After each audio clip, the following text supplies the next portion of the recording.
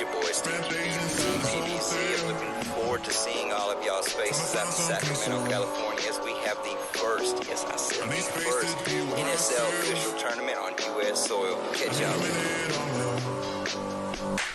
I've been closing blinds and cutting ties with everybody I know. Something tells me it ain't helping out. They come for my soul, my soul. I've been hiding away, find myself in my head. But when I walk into the day, I got a good feeling. I'm Patty 𝖒𝖚𝖚 out of Pittsburgh, Pennsylvania. Good luck to everybody this weekend. Can't wait to see you guys on the East Coast in 2023.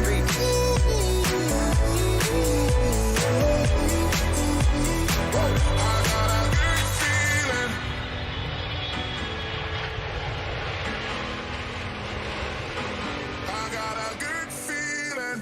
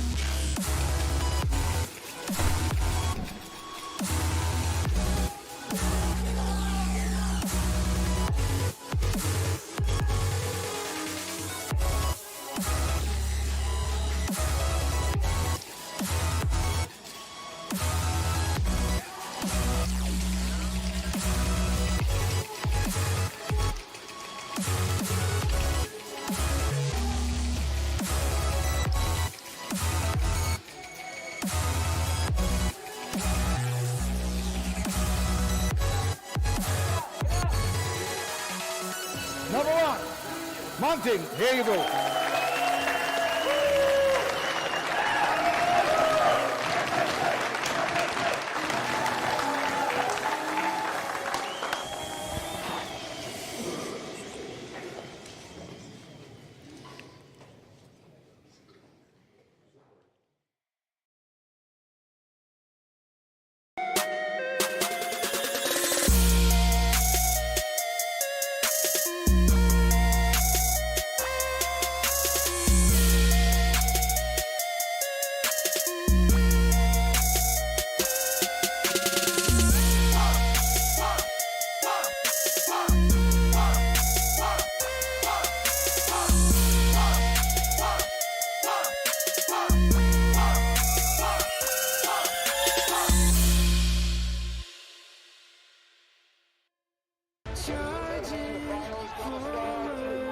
Ain't no holding me back, I'm charging forward now.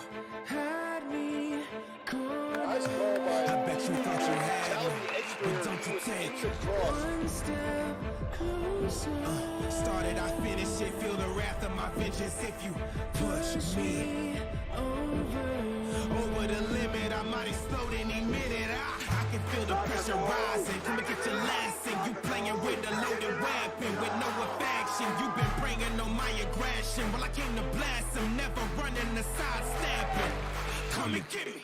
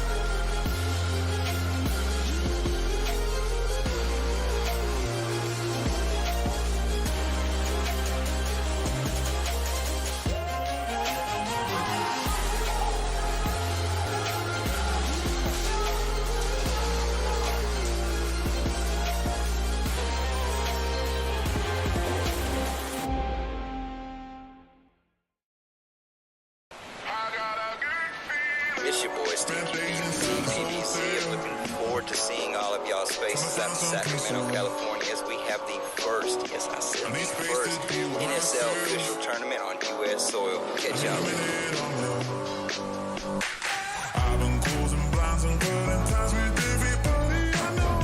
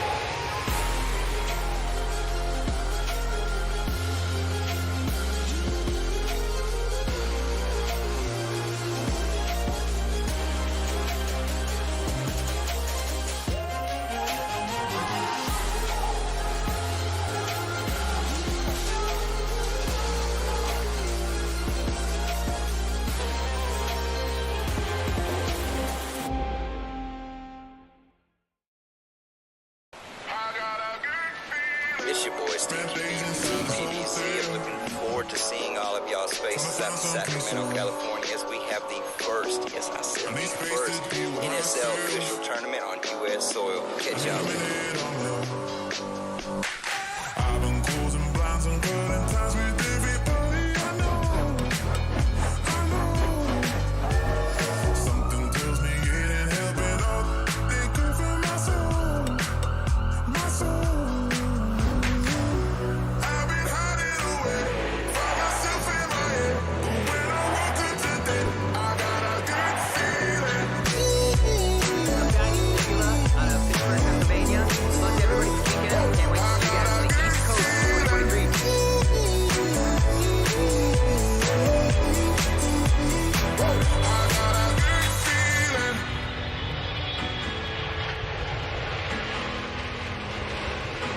I got a good feeling.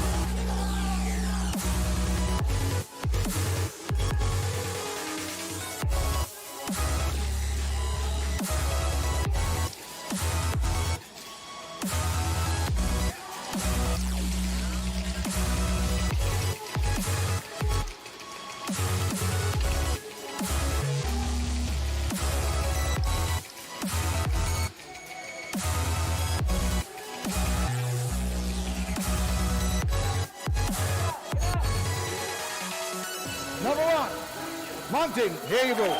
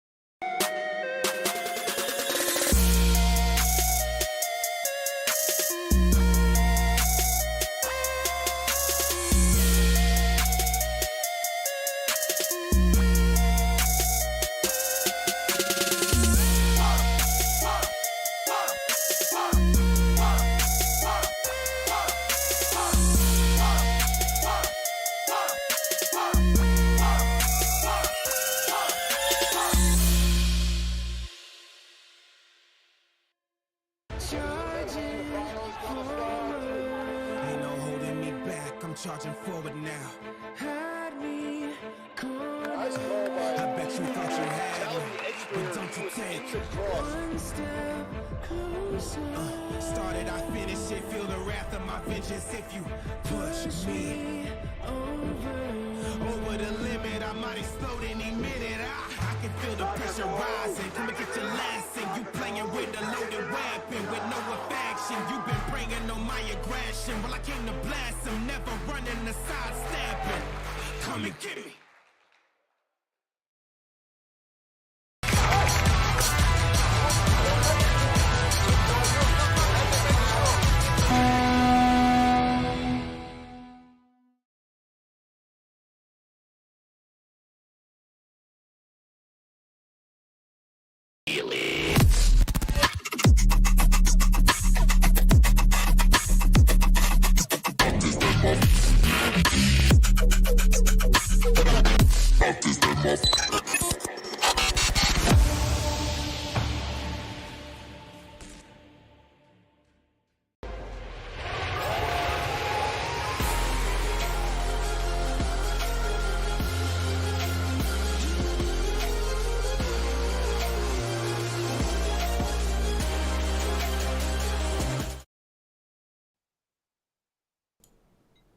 Yo guys, welcome to the stream.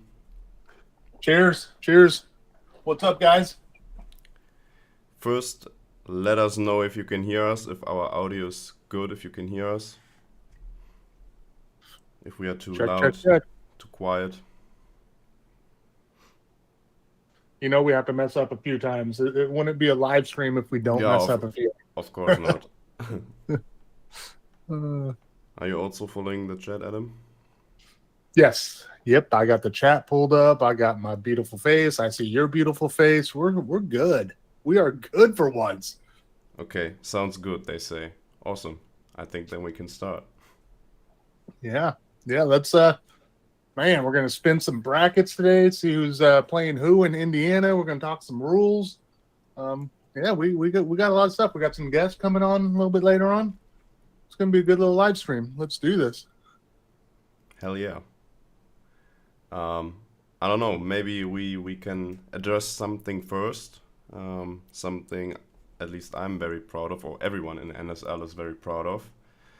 That we have a big partner for the first event at Shotzone, which is 𝖒𝖘𝖐𝖈.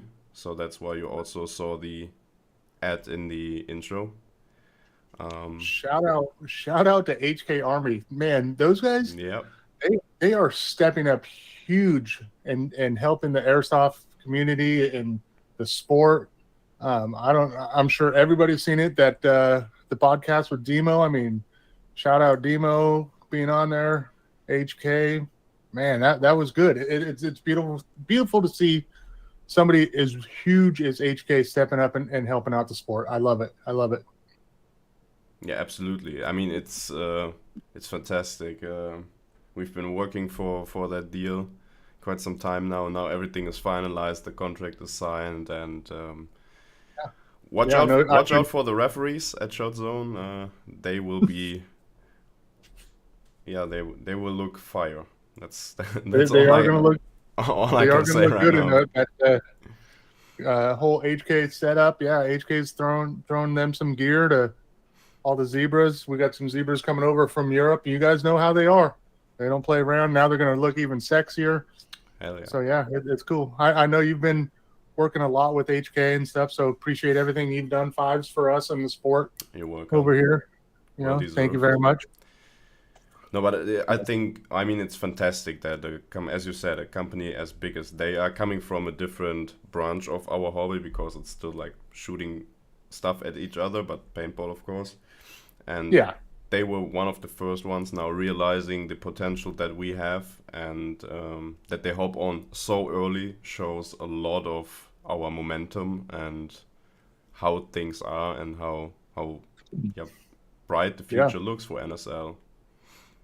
Yeah, and Joker's Greedy in the chat, talking about how 𝖒𝖘's repping the tacos and the Jokers this year for NSL. Like, I don't want to get too much into it, but what they're doing for teams is pretty damn cool. It's awesome to see sponsors stepping up and they're taking care of their teams pretty well, and that's good to see. And hopefully, we can get some other companies to start doing that and stuff like that. I know it's hard. I mean, finances and money.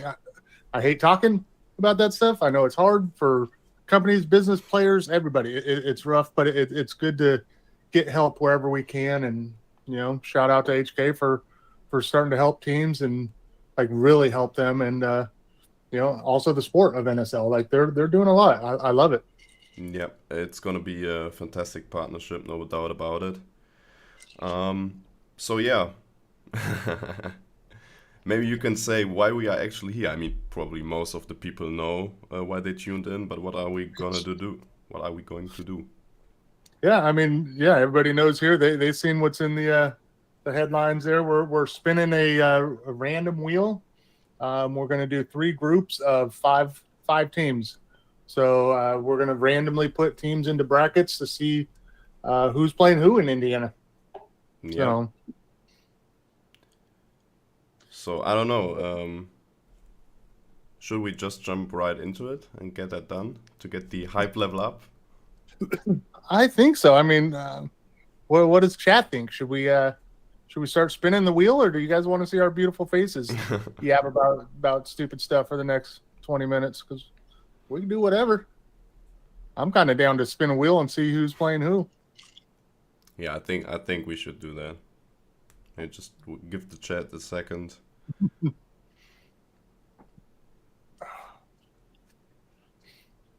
So how's everything going with you, Fives? That's what I want to know. I know you had to take a little step back, but you're still very busy. Oh, I'm more busy than ever. Like managing a team, honestly, is nothing compared to what we have to do at the moment. No, but it's fantastic. I think there are a lot of positive signs already that we can give out, and I just can't wait to start the season. Honestly, it's just 2 more weeks until we fly over to Shotzone, and I'm gonna be there, and it's I'm really looking forward for that and see what you guys can bring to the table. It's gonna be fun. It's gonna be interesting because I haven't played with a whole lot of like all East Coast teams over there. Like, we've had a few travel over here to the West Coast, but it's gonna be fun to see what happens with the East Coast, see how they get down over there. All right, the chat says spin the wheel, so I will switch to that scene. I think, unfortunately, you cannot be seen in this. Whatever. I'm sorry. Whatever. It's okay. They don't need to see my face. Okay, I'm gonna switch over. Now everyone should see the wheel. So basically, it's pretty straightforward how it works. We have all the 15 teams that will compete in the first US seeding tournament of 2023 here, and we have, as you said, the 3 groups. So we're just gonna go through the groups. We start with group 1, the first team, and then move to group 2, and then to group 3, and back and forth until we have everyone sorted out. I guess we just can start with group 1, I guess. Yeah, let's do it. Spin that wheel. All right, I'm gonna spin it for the first time. Let's go.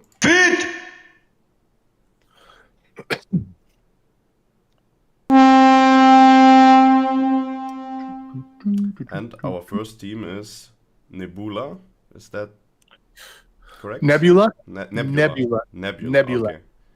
Yep.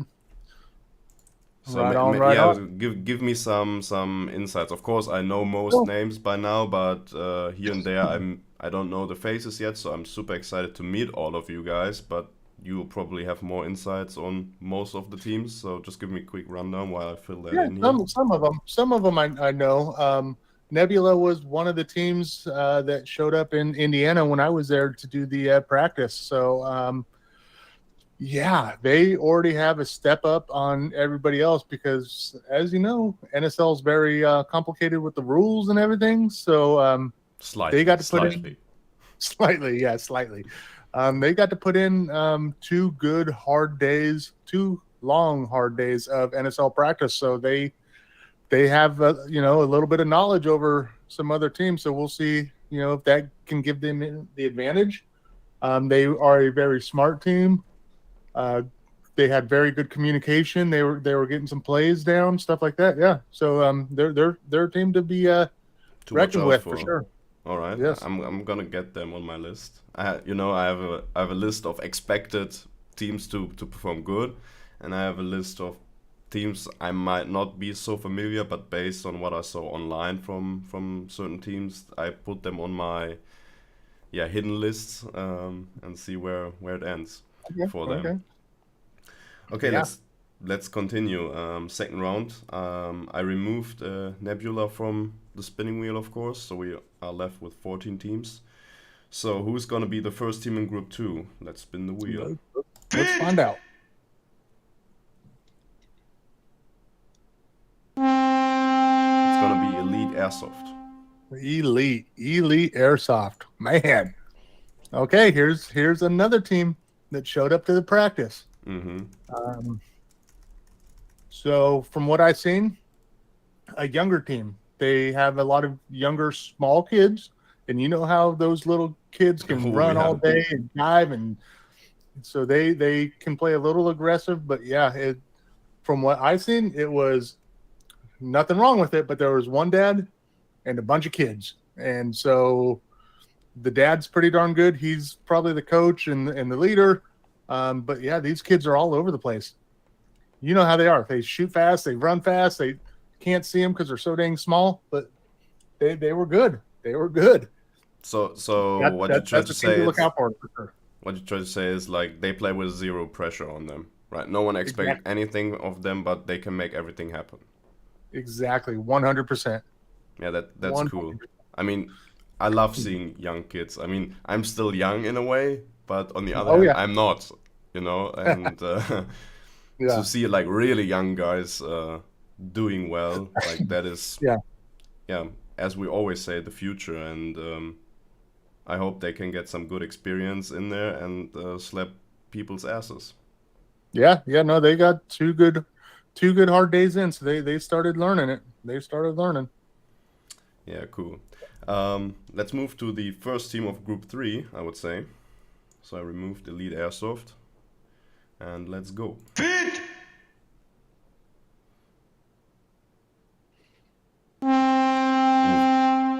Of course you like that one. That's tacos. Yep. So I don't know much about tacos. I really don't know how they play. I don't know much about them. Don't expect much. They're probably not that good. Don't worry about them. Probably pretty average, right? Yeah, maybe below average. I think they're quite new to the whole scene and also to NSL, right? Yeah. I mean, come on. Yes, sir. 916 in chat. I see you. I'm gonna drop that because someone has to have the favorite roles, and I think you guys have that on your back. Like, there's a big target for you. Everyone wants to beat you in this tournament. You're gonna have to live with the pressure. I'm telling you. Exactly. We deal with that pressure every single time we go to practice, tournaments, everything. That's why we have Sacramento versus everybody on our jersey, because we know when we come to town, it's everybody against us, and we're okay with that. Bring it. I love that tag, to be honest. That's so cool. I love it. So Group 3 already has a spicy member. Ooh, that hot sauce on them tacos. All right, let's continue with Group 1, the second team, and it will be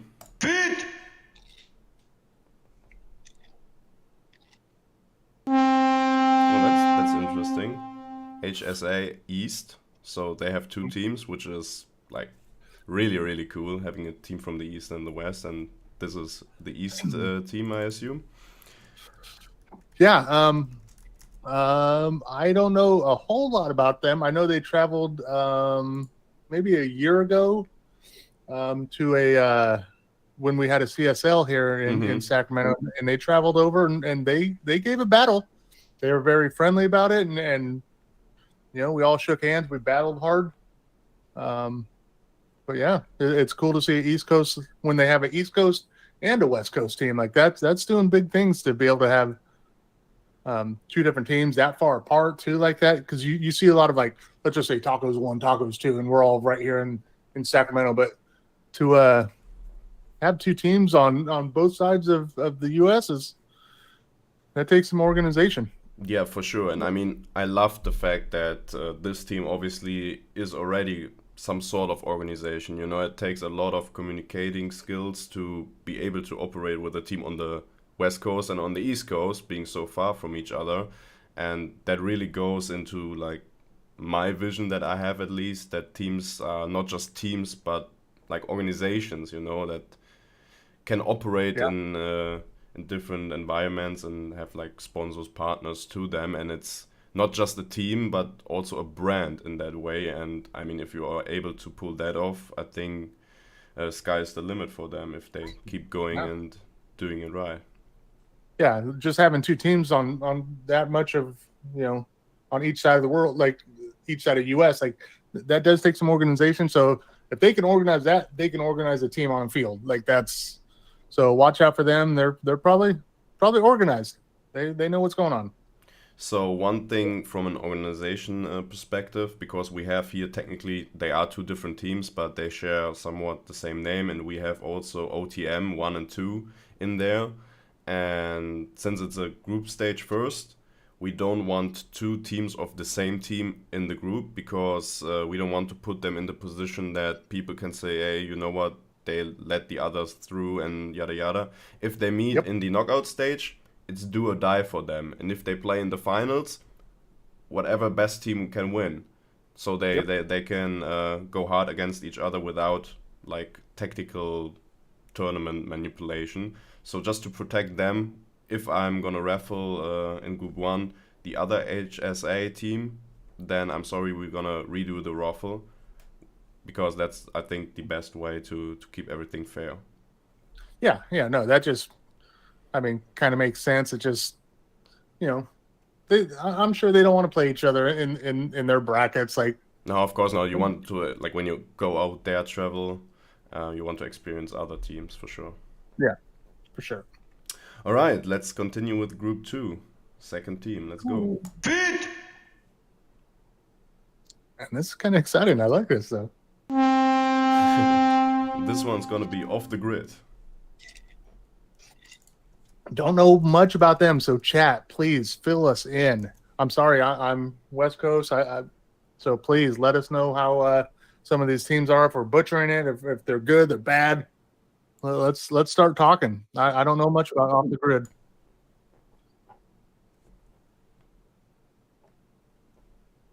Let me see if there's even anything Instagram wise.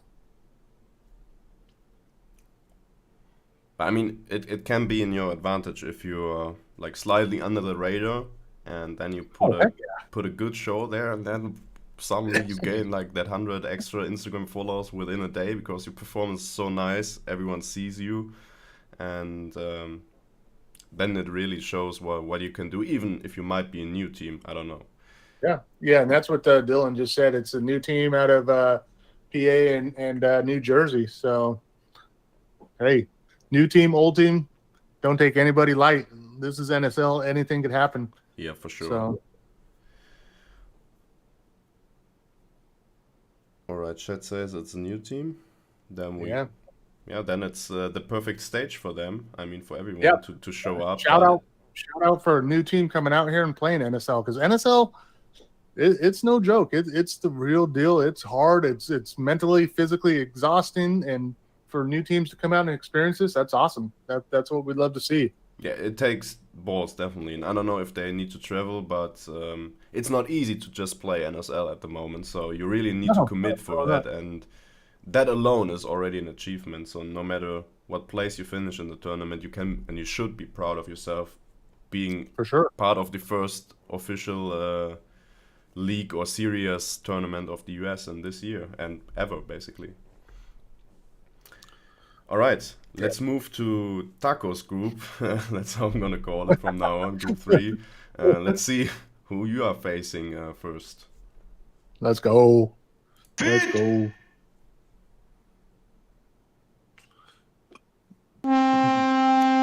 this one is the one we already had, but from the West Coast, so HSA West. HSA West. Okay, so Group 3 is just a West Coast group, I guess. I think we just Let's need go. to fit Sec in there, then we are good. Yeah, we're good. Yeah, I wish I knew more about these guys because they are West Coast. We will start, getting to know each other. I know they got a lot of players around with HSA. Cool dudes. They're cool dudes. Yeah, group 3 is West Coast group. Rank. We have to keep it like that. All right, let's move to group 1. Again. Let's go. Shout out to HSA for getting 2 teams in there. That's awesome. And traveling all over. That's not hard or not easy. This one is also interesting. PBZ is in there. And I think they are kind of rivals, or not rivals in a negative way, but like they compete a lot against Nebula, if I remember correct. So there's even more sauce in it. Couldn't be better. Yeah, people know PBZ. Everybody knows freaking. Shout out to our boy Steve QB. Steve QB, yeah, he's also Leo's doing a fantastic job. He was reffing the lounge event, so I hope he's playing this time. I think he is. PBZ's got a little advantage on the knowledge because they were here in Sacramento. Leo was reffing. Very quick, I just raffled. That was not an official raffle. I just misclicked. Sorry. Oh, okay. Go ahead, Adam. Sorry. So yeah, no, they have some experience. PBZ was at the practice in Indiana, so they got some young players on there that are running, sliding, diving everywhere. Leo's got some leadership. Steve QB's got some knowledge. Like they're a team to watch out for. Yeah, for sure. I would put them also in the contenders for the winner, to be honest, because they are an established team. They played some tournaments the last years, so they are experienced. They have a name. So yeah, those are the teams you want to beat, basically. Yeah. And I think they need to handle the pressure as well as you guys from Tacos have to. Yeah. We'll see how they could handle it. It's going to be their first official playing in NSL, and so from reffing and viewing it is completely different from playing in it. So we'll see how it happens. All right, let's move to group 2. Now it's an official spin. Oh wait, I missed. We need to do that again because I'm lazy. I forgot to remove PBZ. Okay, now it's the official spin. Now let's do it. And more East Coast vibes in there, because East Coast Energy is drawn, and we will have them later, I believe, here in the show, so we can talk with them and chat a little bit with them.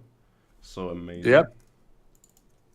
They will be on a little bit later after we spin the wheel a few more times, but yeah, they're big all over the Instagram scene, so they're getting their name out there for sure. And yeah, we're gonna, man. Yeah, they are super hungry. I chatted with them earlier today, and they are ready. Like they really, really want to perform there. They're super ambitious, so yeah. I have them on my list. Okay. All right, let's see if we can complete the West Coast group. Come on. We need some East Coast in this group.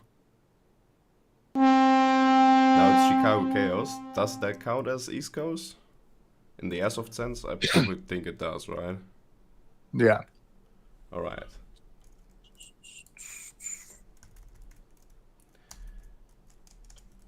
So they are signed up here as Chaos, but obviously it's Chicago Chaos, which is funny because we have also a Chaos team in the EU. It's a Dutch team, which is also there from the beginning, once we started here.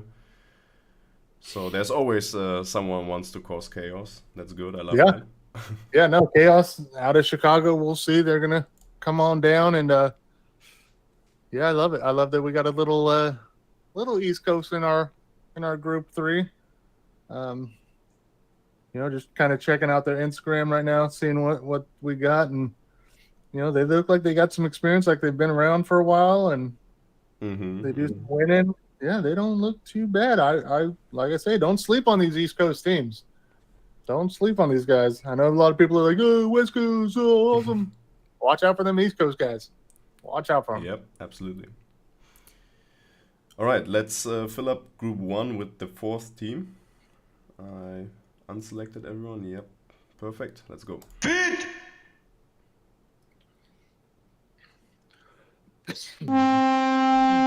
this one, yeah, Bloodline. All right. Yeah. Once again, chat. Let us know about Bloodline. What do you guys know about them?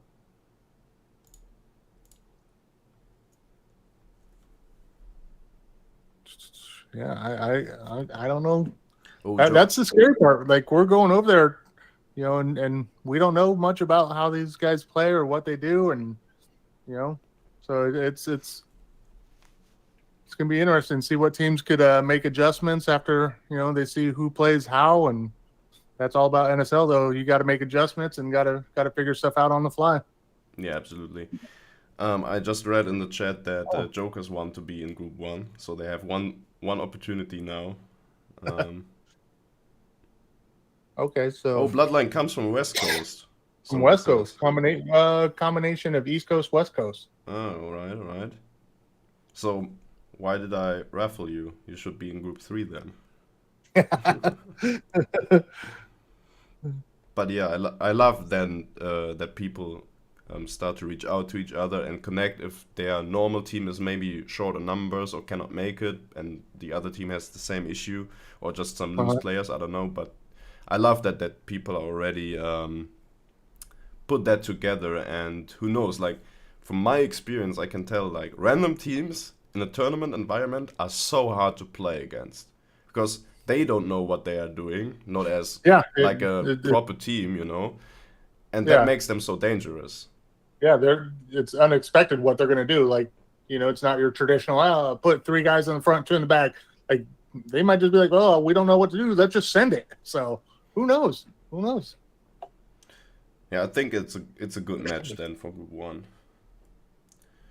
All right, it's getting tighter now. Let's see who's the 4th team in Group 2.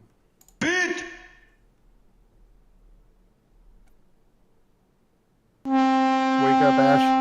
Murder Inc. Murder Inc. So is Murder Inc. a West Coast team? So they're kind of all over the place too. I'm not 100% sure how they're running this team, but they are, if I'm not mistaken, SoCal and East Coast. All right.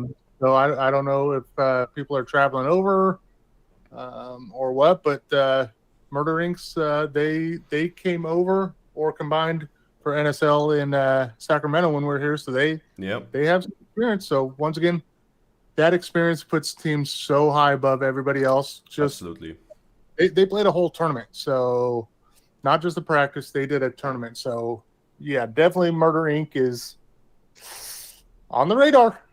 What I think is super important for the more experienced teams like Murder Inc., like SAC, like Tacos, but even PBZ, who is kind of familiar with the NSL and how a tournament is run, to have a good start, because over the time people will like stop with beginner mistakes and think about deeper tactics and stuff, and as an established team you want to capitalize on that in the morning on the Saturday when everyone is still like, oh, what is going on, and having like those organization problems. Don't worry guys, we will take care of you, but still it's hectic for you and you are stressed, even not playing, but before that you are stressed, and that's really where you need to perform as an established team.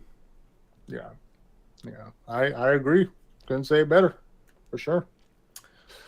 All right, now let's just rifle as SAC, because we have to. It's the West Coast group. Sorry, guys. Yeah, we need an OTM. How come there's still 2 of them out there? What's going on? Yeah, we need to watch out for that, but I think it will be fine. All right, let's go.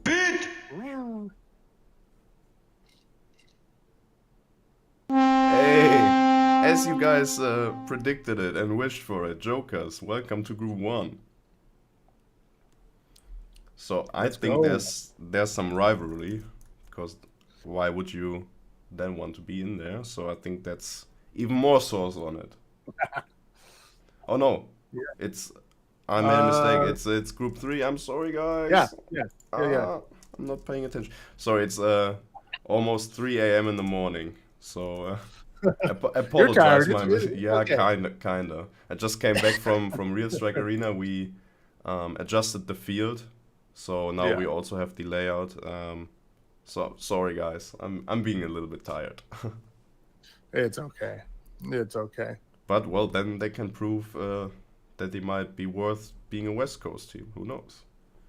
Hey, no, Jokers are. I see them all over Instagram. They're messaging me a lot. They're asking questions. They're active. They're active in NSL and wanting to play this and bringing back HK Army.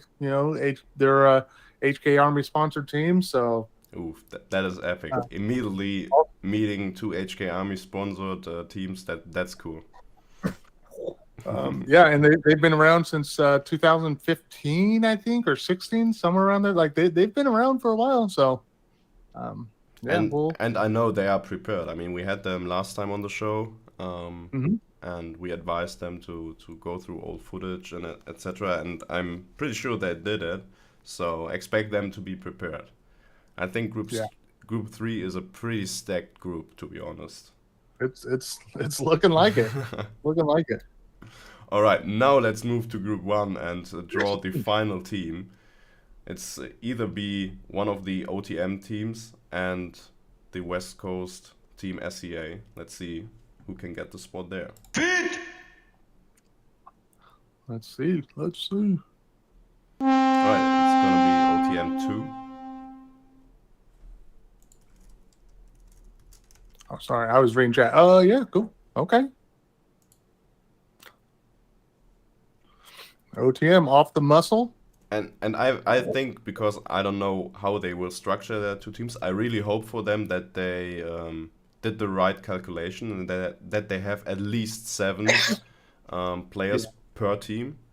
Hopefully they don't. Hopefully it's not like 5 and 5 and they're struggling. But that would really hurt them. But I think we communicated it well enough. So, but still, you don't know which is on paper the strongest team, or if they went for like 2 like same level teams. You don't know when you play those combinations. Yeah, that's the thing. When you have 2 teams like that, what do? Do you make 2 average teams, or do you make a strong team and your A team and your B team, or how? We'll see how they stack that. They say they have 7 on each team. 7, okay. Oh yeah. I mean, 7 it's on the edge. It can work out, but it can also bite you back. But I think we're playing 10 minutes, so if it was 15, 7 would be pretty rough. Yeah. If we were playing 15 minutes, but 7 for 10 minutes it should be doable. Yeah. I mean, they have the little advantage, over the time if they want to attempt other seeding events. Maybe they decide, okay, we're just going to play under this name, so they can see what team performed best. So I think it's pretty cool that they made the effort, and having 14 people willing to play is also awesome and says a lot about your team. And maybe for the future, they will decide to have one big team. Of course, only 12 people can be signed up for an event, but you will benefit so much from it. Yeah, I think this is a team for the future. Yeah, for sure. If you got that many people, that's doing good. Shout out to 𝖒𝖓𝖐𝖈𝖚𝖘𝖙. He threw out that HSA is also with HK Army. Ooh, so let's go. HK making moves. Yeah. Epic. All right, let's see who can follow or fill up the last spot in Group 2.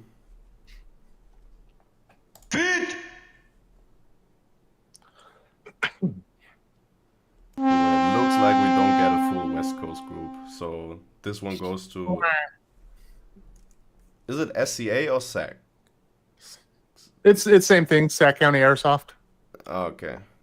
So because I remember one of the first team that introduced me to Speedsoft, not necessarily 𝖒𝖘𝖈, but Speedsoft itself, came from the UK and was from 𝖒𝖕𝖈𝖚𝖘𝖙𝖔𝖒.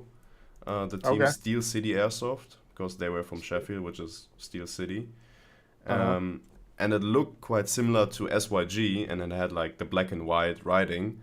And of course, both speaking English and me not being that familiar with accent back in the days, I thought they were a California team as well. And then I figured, oh no, they are from Great Britain, which is way closer to me. So I went visiting them, and unfortunately they died out. That sucks to see.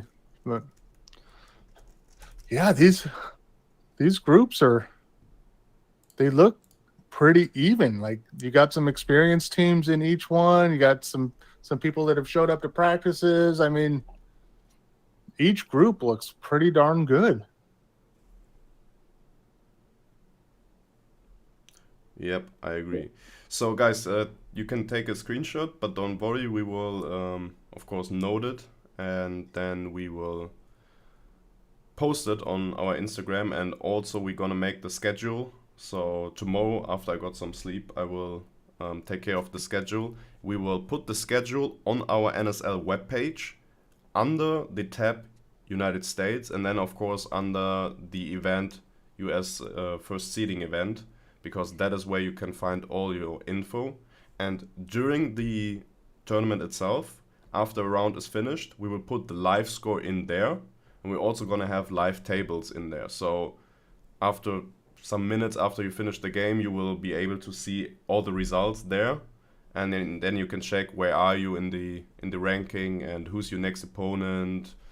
When do you need to prepare, because you will have breaks, of course, and maybe it's a 1.5 hour break. Maybe you play back to back only with 15 minutes break in between, because that is always the case if you play back to back.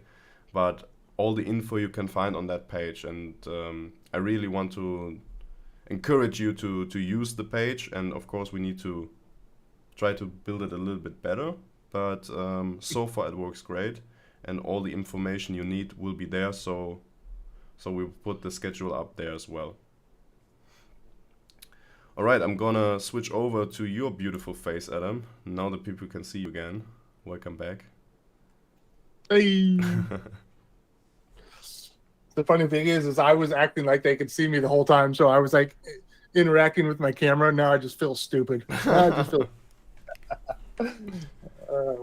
whatever's it happens.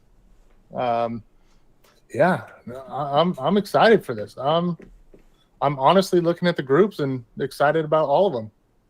So it's going to be a crazy event.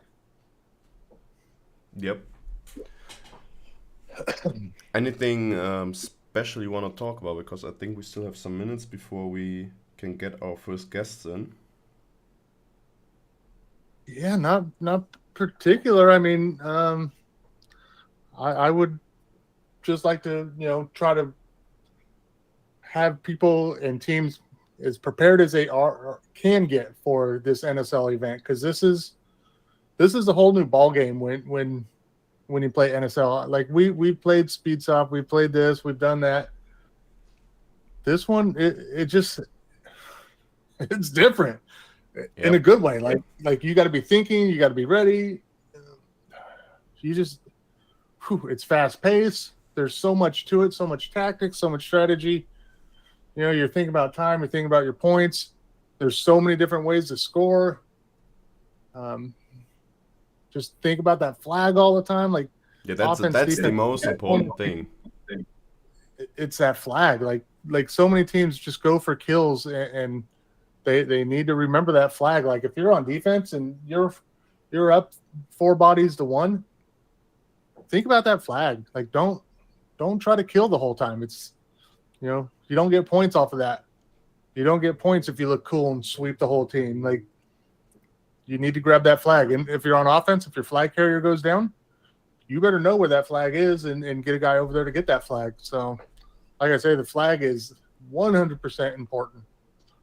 So just remember that. And I know it gets hard. It's going to be a lot of teams. When the BBs are flying around your head. Yeah, you start to get a little tunnel vision, and you just think about that guy in front of you and stuff like that. That's where NSL is different. Like, it's just mentally exhausting as it is physically. Like, if not more. Like,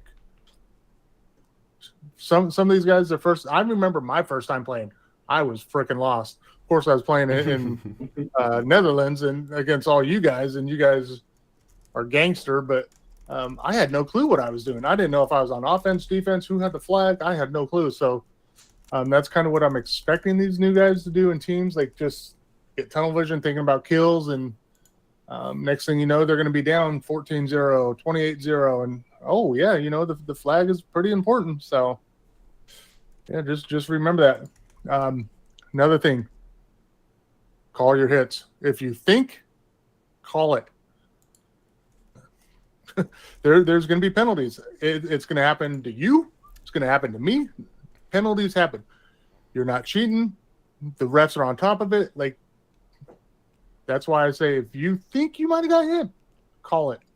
Yeah, if you know you got hit, you better call it. It's in your own best interest. Yeah, penalties kill teams on this. Do not get penalties, and the best way to not get penalties is, for one thing, well, call your hits. Then the second is also thinking, like, if you're shot with the flag, just drop it. Don't walk off of the field with it. Don't do nothing. Like, be ready, mentally be ready, and call your hits. And that's how you're going to do a lot better than most of these teams out here. Absolutely. Oh, who's you need repping to Ash? mute me or yourself when I speak, because we have a little bit of backlash. You probably need to get headphones in the break. Me and you're button heads? So just, yeah, now it works. All right, just let me know if I got to go to headphones. If I have to, I can. Yeah, I think, we can do that in the break. So guys, if you have questions, just shoot them in the chat. We have a couple of minutes before we get our first guest in, which will be, I think, East Coast Energy or Chicago Chaos, one of them. Because we're gonna see both of them. 10 minutes is a long time to make up points, someone said in chat. Yes and no. Yes, of course, it's way more than you are used to with your traditional speedsurf format. But on the other hand, if a team scores a hang and eventually even gets the bonus points from the 1v1 and is then in defending position, they will try to buy as much time as possible. And we had it. We had points that last for over 5 minutes. And then it's like super tactical playing chess, and no one wants to be the first being shot out, because then everything breaks apart. But because of that, no one is risking anything. But then the team who is behind with points, they need to start going forward. So it really depends on the situation. I mean, with the big tournaments, so with the A-tier tournaments and the S-tier tournaments, we're definitely gonna play 15 minutes because we have more days available. And also over the season, we might lift up the time that we play to 11, 12, 13 minutes. It really depends on how good our execution is and how fluid teams are with changing after the match, etc. So it's still a learning process for us as well. But for now, we keep it safe. 10 minutes is absolutely doable with the whole schedule. And eventually it will go up in the future. Yeah. I mean, from what I've noticed during practices that I've put on and stuff like that, like, new teams tend to take it a little bit easier and don't push it so hard. NSL is kind of designed to play aggressive, but a lot of new teams, they don't know exactly what's going on 100%, so they play a little slower. But towards the end of practices, I'll notice teams are picking up and playing a little bit quicker, like NSL is designed to do. So I kind of expect that in Indiana, some longer rounds, your 5-minute matches and stuff like that. Then come Sunday, it'll start getting quicker and faster and stuff like that. So someone asked if they will, or it's Shank, is it Shank? DVS Shank? He asked if you will get a overworked rulebook. for the beginning of the tournament. Yes, absolutely. We are super busy with that, and I hope that we can finally finish it beginning of next week. So expect the rules update to be through latest at Wednesday. I'm just gonna say that now. It's not much that gonna change. One big change, I spoke about it with the EU raffle already, that there won't be any draws anymore. So if after 10 minutes the points are equal, in the past it was a draw, but now we move away from that, of course, because when you are in knockout phase, you need to find a winner. We thought about doing it in overtime, but as I said, we are not 100% sure if we can fit everything in the schedule. So we said, okay, we need something else, and we looked at soccer, and soccer has penalty kicks after overtime, and this is really a mental game more than a technical game. It's really a mental game, and we try to copy that, and we have that technically already there. So it's gonna be a 1v1 battle. If there's a draw, then the teams will select 5 players, and the first 3 will play once as an attacker and once as a defender. And as we are used to, only the attacker can score points.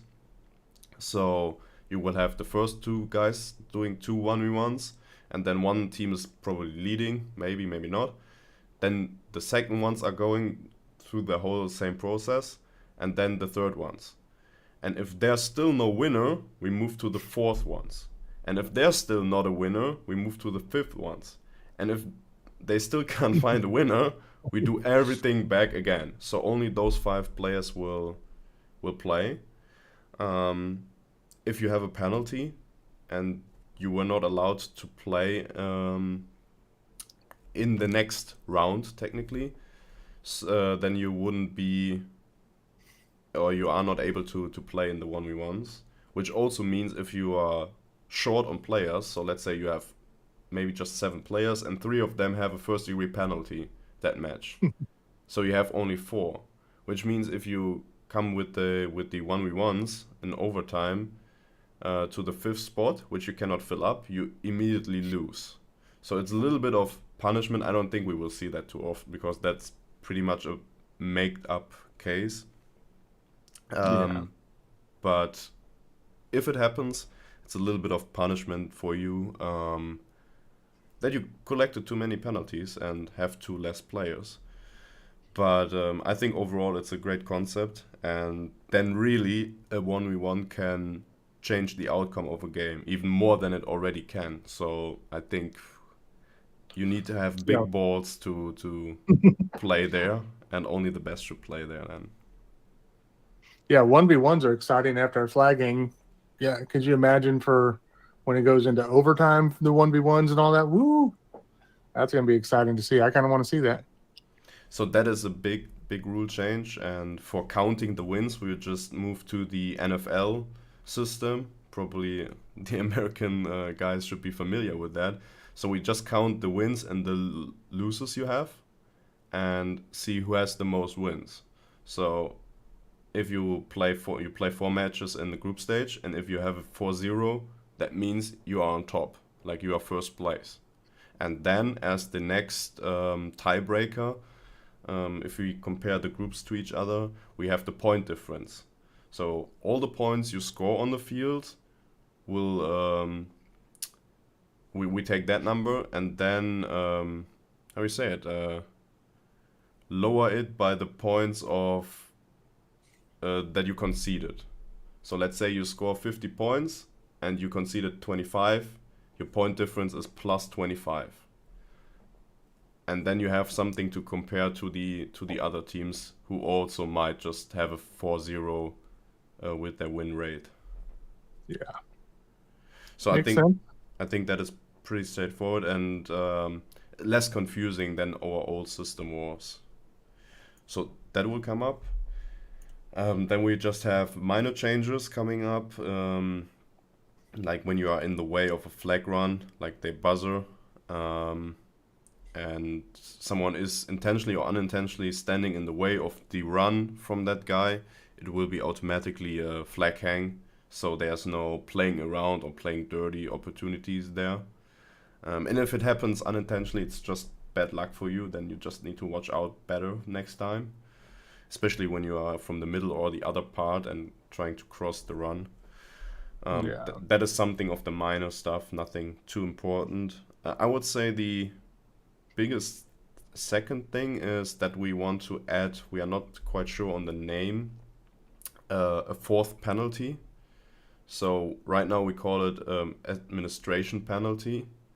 We will put everything in there that's kind of administrative foul, and you will receive only team punishment for that. So you have to break out with one guy less for 3 rounds, and then it's done. Because, for example, when you do an early buzzer, which is a foul, you manipulate the game, so it's a foul, but it's impossible to see who buzzed. And what teams did in the past, they said to the refs, okay, our injured guy buzzed, and then you can come away with that without really facing consequences, and we as refs cannot track that very well.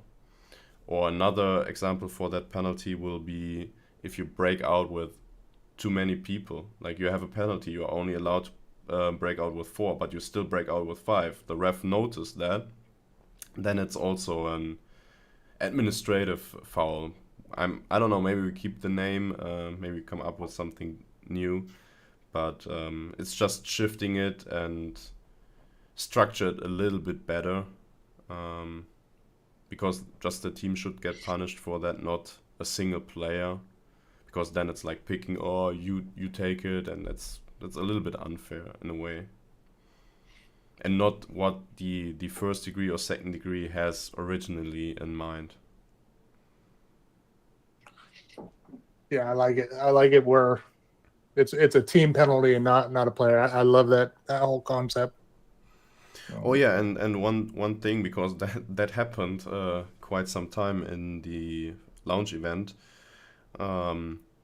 If there's the 20-second mark, like you will hear an audio signal saying 20 seconds, then you as attacker are not allowed to change or switch sides anymore, because of course the attackers are allowed to switch or select the side with their first try, but then they say, okay, we start on blue side, we start on yellow side, or left right side, and then they cannot run over to the other side and say, yeah, get away there, we want to start there, because that caused at least one time at Sacramento a big mess up for the defending team, because they were preparing themselves, and then all of a sudden the attacking team was standing in front of them and said, yo, we want this side, get out of here. So that's of course not what we have in mind. So yeah, that will be an not allowed.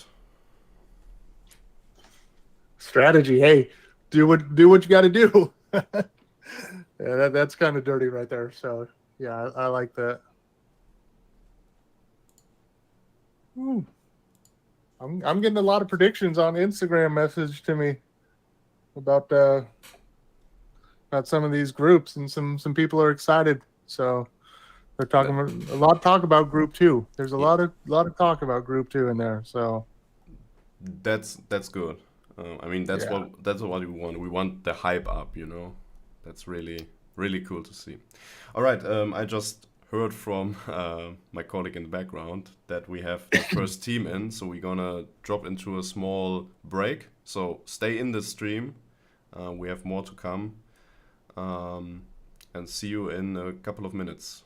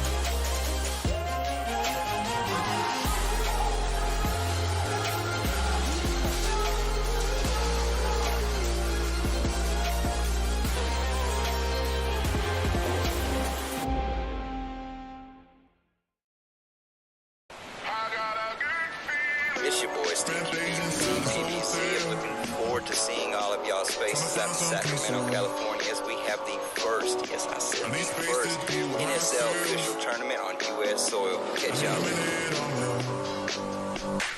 I've been closing blinds and cutting ties with everybody I know. Something tells me it ain't helping out. They come from my soul, my soul. I've been hiding away from myself in my head, but when I woke up today, I got a good feeling. I'm 𝖒𝖑𝖚𝖚 out of Pittsburgh, Pennsylvania. Good luck to everybody this weekend. Can't wait to see you guys on the East Coast 2023.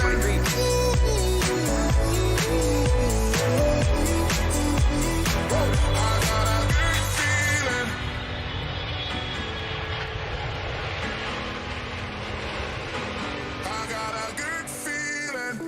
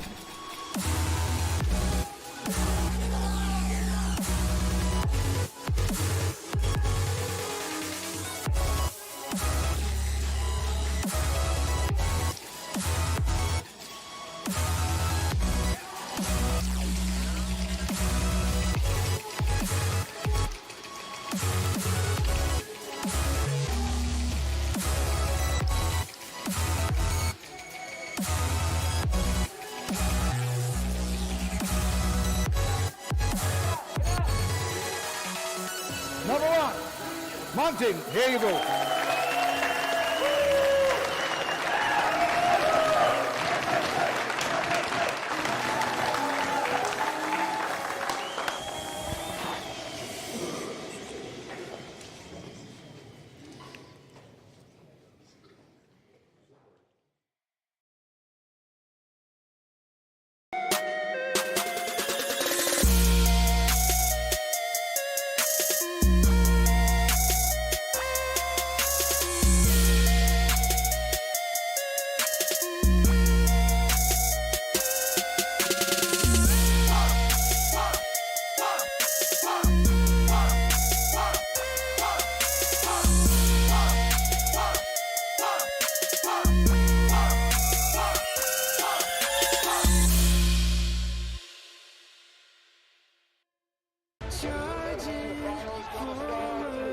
Ain't no holding me back, I'm charging forward now.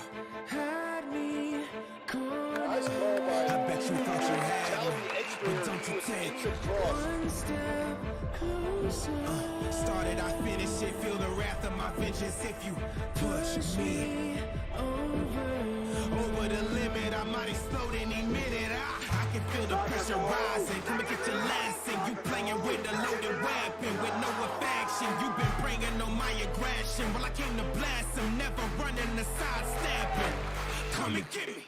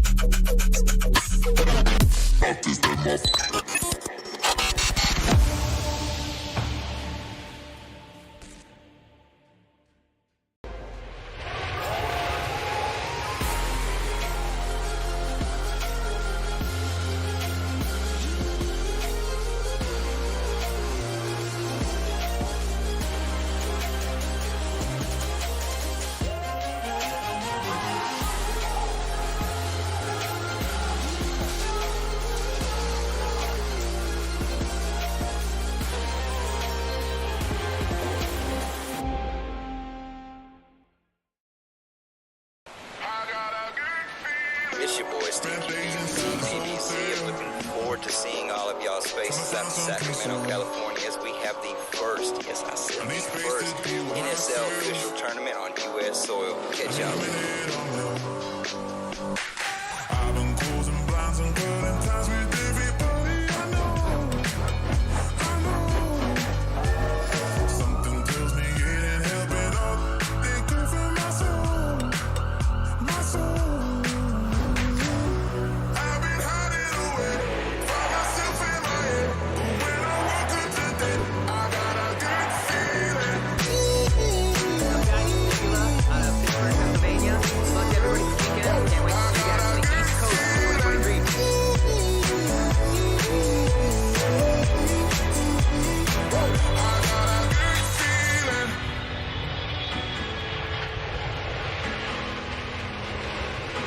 I got a good feeling.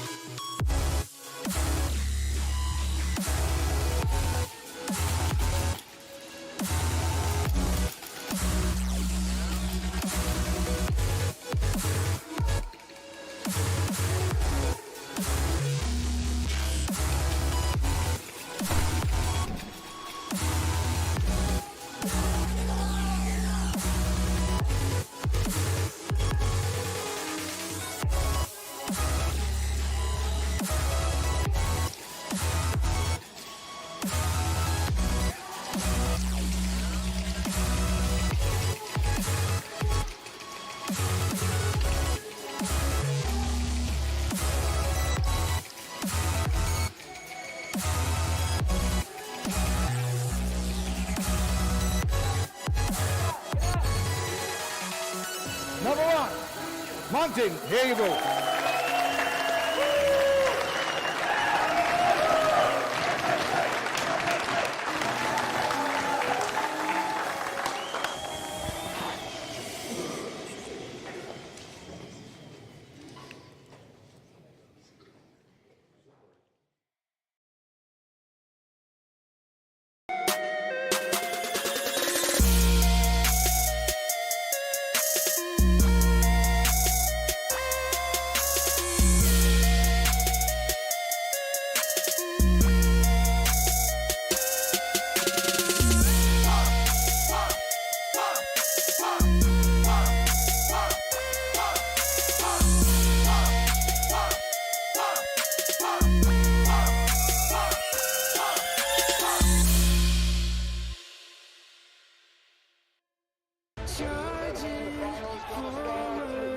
Ain't no holding me back, I'm charging forward now. Had me cornered. I bet you thought you had me, but don't you take one step closer. Started, I finish it, feel the wrath of my vengeance if you push me over the limit. I might explode any minute. I can feel the pressure rising. And welcome back, everyone. Welcome back. Welcome back. We still got a lot of people in chat. And we have some guests. We have some guests here. What's up, guys? What's up, guys? Go ahead and introduce yourself. Let us know who, what, where, when, and why. Oh, man, that's a lot. My name's TJ. This is James, a.k.a. Hollywood. He's one of the captains at East Coast Energy. I'm just one of the coaches and managers alongside Nick. And then we have a full 12-man roster. We are homed out of Extreme Airsoft in Rhode Island on the East Coast. And it's our debut run. So we're excited, man. Dope. That's good. That's good. So how long have you guys been playing airsoft, speedsoft, anything like that? Yeah, so I think collectively everyone has their own kind of bag of experience. I would say James consistently has probably had the longest run right now, tenure on the team. Nick, for instance, played, amateur paintball. Everyone's been athletes in their own realm, but I think as a team, this is, I would say, 6 months we've been together kind of organizing and preparing for just to kind of run, and get started in 2023. So awesome. That's good to hear. And you guys are at a beautiful field there. We see it in the background. Is it actually at the field, or is it a picture? Yes, sir. Yeah, no, we are in here. Oh my God, that is amazing. We are physically. Yeah, from what I hear, you guys live there, sleep, eat, everything there. Everybody on the chat that knows us knows every time you walk through those doors, I'm here. Like, live, breathe, sleep, extreme. We love this place, man, and it's definitely been probably one of the best experiences we've had, is to, finally collab with them and not just represent them as, employees and friends and family, but we actually get to represent them as, what the sport stands for. So we're excited to kind of bring that now to the field. We've been here, we've been reffing these events, watching these wonderful teams, from Murder Inc. to like everyone that's come, like to EA Fest and stuff like that. We've literally been watching these guys for a year. So we just are super excited to actually share the field with them in a different manner, so. Nice. That's cool. Yeah, and we're going to be there in a few months too. And yeah, that's going to be exciting. We're going to be there a few times this year. So yeah, the championships while you play the seeding events will be held there. So that is what you play for in those 4 tournaments. And I think it's super cool that you also make the effort to come over to Shotzone. This is amazing, and this really, really shows me that you guys understand what we want to bring with the NSL and what it means to be part of it, and having good experience on the way. And obviously you want to win, but there's way more to it than just winning. Yeah. You got to travel. That's the thing with NSL. If you want to get these points, you're going to have to travel and all that stuff. So yeah, shout out to you guys being able to make the move over to Indiana and stuff like that. And for sure, that's cool. Here at NSL, we don't butt heads with people, nothing like that. Are you guys planning on hitting 2023 pretty hard? All these other events, CFLs, anything like that? So we've been able to house many events. NSL the first time here at Extreme, but we've had CSL through the doors. We've had 𝖒𝖘𝖈 here. We have a great relationship with Keegan and Roy. So we're actually excited to be a part of those events too. And obviously, as you guys know, you guys have bigger teams too. So you understand how hard it is to manage a 12 to 15 man roster. You need opportunity for them, just as much opportunity as the starters get, or whatever events you pick as like the ones you really want, to put your stakes behind. It is quite the process to manage those guys. So we got to give them as many opportunities as they can, And yeah. That's the beautiful thing with Airsoft right now. Like there's a lot of those opportunities. There's a lot of tournaments, organizations, a lot of stuff going on right now. And that's awesome. Sponsors are starting to get involved. There's just a lot more. I mean, we're starting to freaking live stream all these events too. And so people get to see it, and, people start knowing your name and this and that. It's cool. There's guys in London, man. Airsoft is starting to blow up, and right now is the beginning of this climb that we're doing. So it's cool to see. Glad you guys are there for it. Yeah, man. That's the investment. The investment is, to get up and get out, right? Like if you've ever played a sport, like James has played hockey, I've been a dancer my entire life. So to be a part of more or to have higher stakes, you got to go places, So it's just like treasure hunting. You ain't going to find it unless you go look for it, So we know that's just kind of part of it's part of the territory. You can't just compete at home. You can't just play against the same people, even if you become the best in the room that you're always in, like, does that really make you good? So you have to test your mettle somewhere, somehow. So that's, I'm glad there's different organizations, shout out to them. Yeah.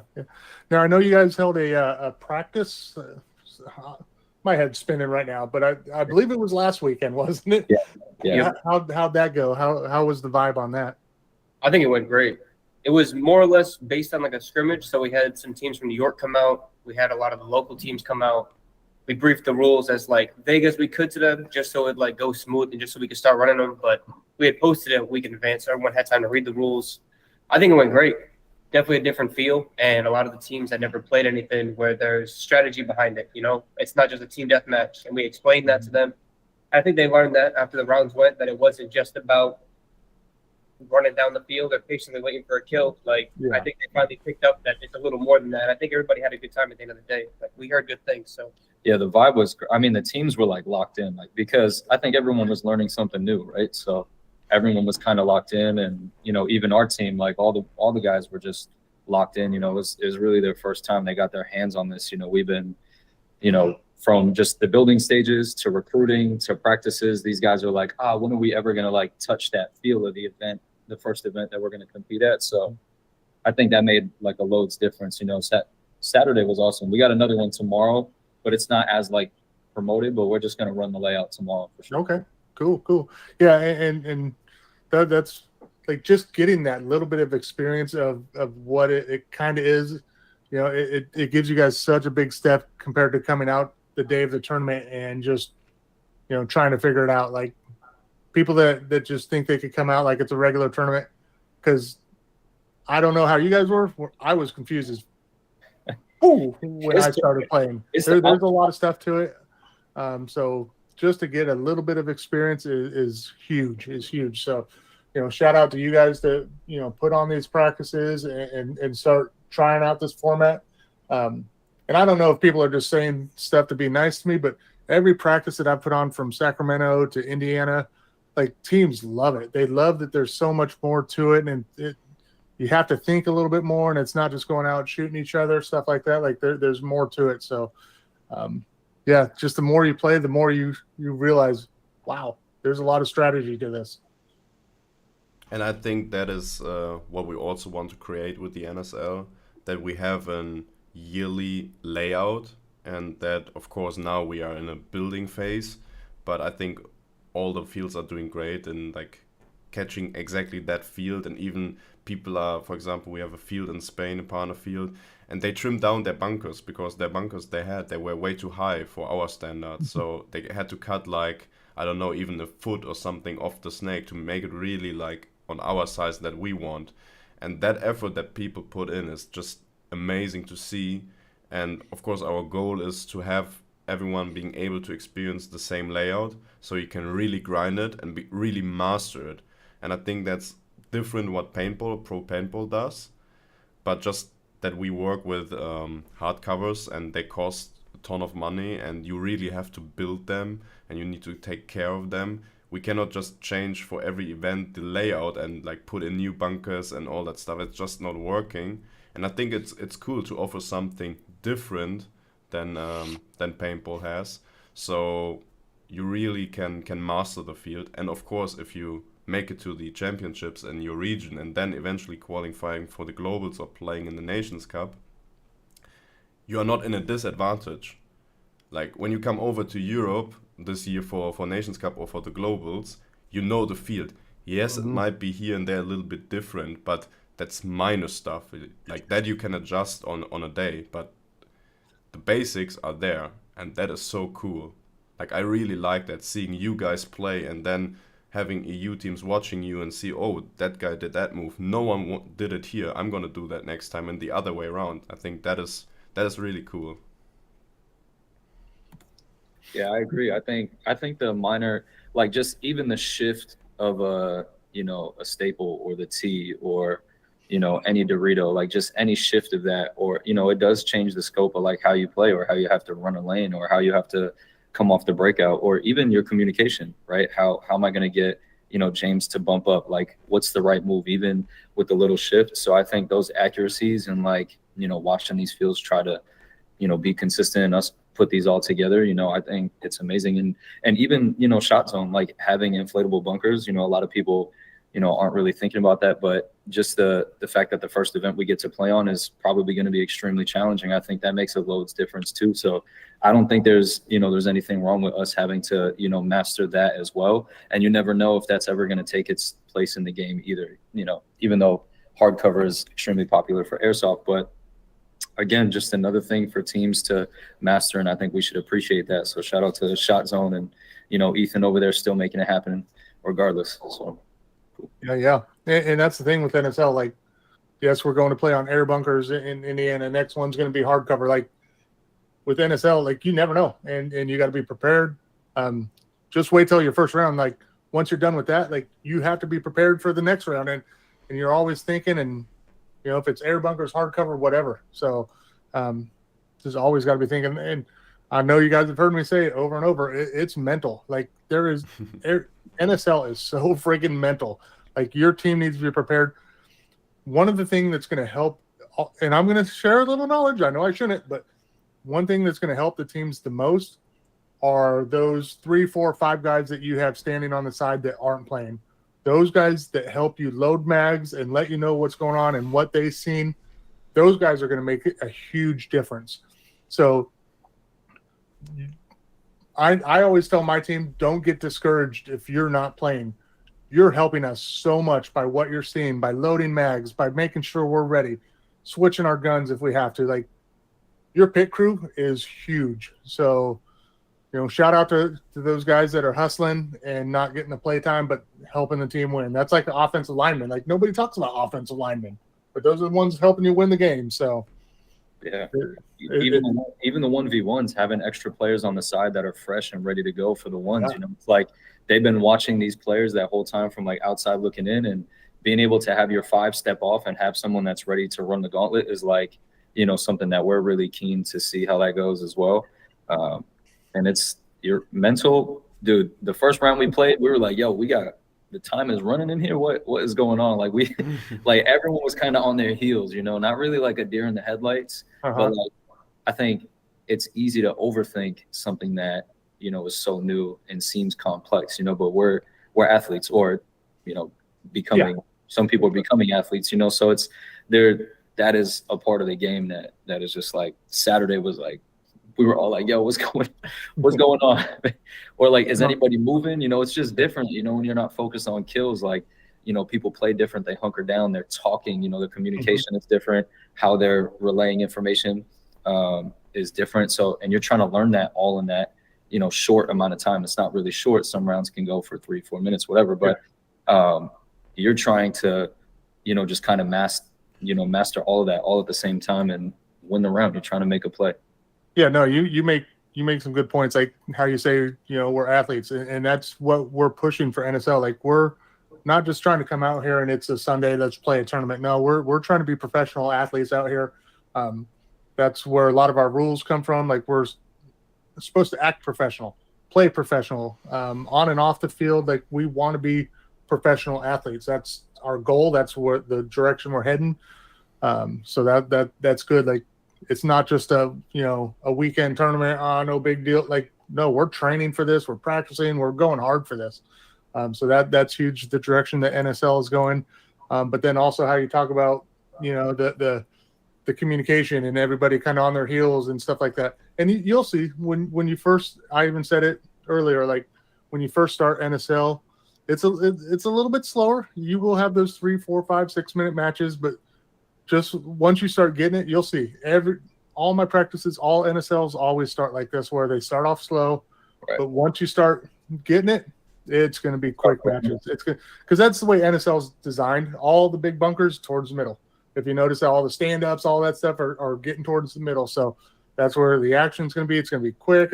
You want to be aggressive with that flag. You want to be aggressive on defense. So, you know, this layout even supports that. I mean, we moved one big block away and put the other one right in the middle. So there's nothing in the back where you can hide, really. I mean, you can make it work, but it's not comfortable. It's true. Even the big Dorito. I mean, you have to fully lean in there, and if you get pressured from Snake 50, and if someone else is pulling on you, you can do nothing. You need then your teammates to kill those guys. So I think this year's layout is really hard, but it will open up for amazing plays. Right. I love the lanes in it. I love the, you know, hopefully we get more people, getting shot off breaks and calling it. And you better be calling it because people are going to be getting shot off break on this layout for sure. Oh, so yeah. I love it. I love it. So checking out your guys' yeah. Instagram, like you guys say you've only been playing for like 6 months. You guys are putting in some work. I see you guys holding some practices, drills. I love a team that would run drills. Like Yeah. you could go out there play 5v5 all the time and blah blah blah, but the team that's doing drills and working and trying to get better and practice, that's what I love to see. Yeah. Yeah, but you guys are doing it. I love it. Thanks, man. Yeah, repetition is important in anything, Again, like some of us come from our own athletic background, being a dancer, everything's about repetition. It's in counts, it's precise, it's on time. So it's super, super important for us to make sure those things are evident, even to the younger kids, on our team. But we don't play as like an A and B, like these are the young guys and then these are the adults. Because, for me, for instance, like the dance and music industry isn't about that. It's about who's talented, who got the it factor, so it's been really cool. And the same thing with sports, sports gets to that point where it's like, who can manage, who has the it factor, who is mature enough in this moment, so repetitions are important to us, but it's also been cool to build chemistry by breaking down mechanics and, learning the communication and just doing like those simple things like, yo, you sure you know how to slide? Like, let's make sure you actually know how to slide, Yeah, because right there, perfect. Like everybody's like, oh, I know how to slide. I mean, nah, you blow your back out dumb quick. Like if you don't really know what you're doing, I see a lot of people baseball sliding, and I'm like, baseball sliding is like, you're gonna get caught on your ass, really. Excuse my French, but there's so many different ways to go about it, and there's so many different mechanics, coming into something like this. That Nick, for instance, is one of the coaches on the team, and he runs the team. He played amateur paintball. Like he knows like the drill. He knows how hard it is when you get out there and the clock is on, and it's on you to make a play or it's on you to support your team, and it's not just, this like, can I shoot my gun? Like, no, can I lean properly? Am I in a squat? Am I on my heels? Am I on my toes? Like, am I ready to dive to the next bunker? And for us, for instance, am I ready to be that guy that is like, maybe I always play a tower or stand up position. Like, am I ready to get down and get that flag and go collect that and get to cover, So I think there's a universal, thing about mechanics that, if everyone knows it and, when it comes down to it, they could kind of handle it. So that's really our Instagram, that was just something to kind of break us in. I feel like it's good for the guys, especially the, everyone on the team to have something to share and to look back on, and we hope to keep pushing that. I believe in the way things look, and aesthetic is very important. And then you look a good game, you play a good game too. So look good, feel good, talk good. It's all part of it, I hear you. Yeah, I'm literally looking at you guys doing a breakout drill. Like, how many teams do breakout drills? Like, people think, oh, let's just get on the wall and go. Man, there's so much mental stuff to it. Like, is your gun in your right hand? Which hand should it be in when you're running to the left or to the right? Which, Yo, what foot is on the wall? Like, are you shooting off the break? Are you running off the break? Right. Are you going to run into your guy that thinks he's going to the corner and you're going to the snake and you guys are going to bump it? Like, yeah, there's so much to it. Yeah. Like, are you getting shots off the break? Like, are you shooting where they're going to be, or are you trying to like, are you trying to track them? Are you chasing them? BBs don't work like that when you're moving. Momentum's crazy. So yeah, like that's perfect. That's exactly what we want to see. Yeah, 100%. What you need to bring to perform. Mm-hmm. Yeah, people putting in those reps and just knowing what you're going to do before, because you might, because I believe we're doing oh god, I'm brain farting right now. You guys, oh my gosh, look at that. See, I knew I'd mess up somehow. Well, you guys play a match, then the next two teams come in. You might be off for only 1 minute. Right. You might have five. They might play 5 minutes. They might play 1 minute. So you have to be ready, and just basic stuff like this. Like, you already know where you're going to line up, how you're lining up, so you're not wasting that time like trying to figure out which hand your gun should be in, or which hand your gun should be in. So just knowing that stuff. Like that you start always a rifle on the outside, a cupper in the inside, or other way around, whatever works for you on the layout. But to know that you are not going there and like discussing with your mate, where do I start? No, go left, go right, because that needs to be in there, because then you can adjust on the fly. Then you can adjust 1 second before you break out, basically, and switch it up and like try to trick the other team. Right. But Yeah, without the fundamentals, it's not working. I agree. That's something, you know, I think like our kind of like motto is just pressure, patience, and playmaking. You know, it's like super important things. Like when you're out there, you know, and we talked about this a few times, but if we're trying to be athletes, like you can't win a game without making a play, you know? So I think it's super important. Like, and for everyone, you know, listening, whether you're new or you've been around for a long time, like start, you know, treating it in that manner, you know, and put your body in a position to be prepared to make that play, which means you have to physically, you know, put in the reps and put in the time, and then mentally you don't have to have a playbook, right? But if everyone understands their position, and then your coaches and captains, everyone's kind of on the same page about how the game's progressing, your pit crew, like Adam said, is like, those guys are going to be your eyes, man, like just your drones kind of just like hovering in the sky. Like they're going to see what you can't see from a different angle. So, you know, be better listeners and be, you know, just continue to be, you know, innovating like in those moments. So you stay ready, you ain't got to get ready. You know, everyone knows that. It's true. If you're ready, if you're prepared, like, you know, all good basketball players, like they're not concerned about shooting a basketball. They know how to shoot a basketball. You know what I mean? They're out there looking at the coach and trying to get the bucket, but how are we going to get that? How am I going to get the good shot? So, Now, once again, you make beautiful points. Like, don't be scared to make a move. Like, make something happen. If it doesn't work out for you, you tried. Have faith in your other 4 brothers behind you or sisters behind you that, you know, they're going to, you know, be there for you and help out. But don't be scared to make moves in NSL. That's what you got to do. That's what you got to do. So, yeah, exactly. And I mean, now it's the time to make those mistakes. And even though you might lose all the games, or you're not performing as you wish in this tournament or over this season, I think all the teams, I guess we will have around 20, 25-ish teams all over the 4 tournaments, maybe a little bit more. But those teams, let's say 30 teams, we're going to see this year on those 4 events. Next year, it's going to be 60 teams or even more. And you all will have such a big advantage over everyone playing a whole season, playing tournaments, know how everything works, know what you can work on in the downtime in between seasons. Like, that is so huge. And I think you will, even though if you cannot perform well this year, next year you really are in the top. For sure. Like we haven't had a whole lot of NSL experience. You know, we've had 1 tournament in the West Coast. We've had some practices. Just imagine how much better we are going to be next year or, you know, the following years. Like, we're going to start being able to compete with these guys over in Europe right now. Oh, I'm not going to lie. They're going to kick our butt. About that. Give us a year or 2. Whew. Easy. Whew. Even this year. I mean, we have globals by the end of the year, I think somewhat in October. Got to be ready. That's still 10 months away from now, and so much can happen in 10 months. And even Nations Cup, it's still half a year away, and for sure we're gonna have a US team coming out. So I'm hyped to see you guys to kick our guys here in their butt, because they need that. I feel like some teams are feeling too comfortable saying everyone is new, blah blah.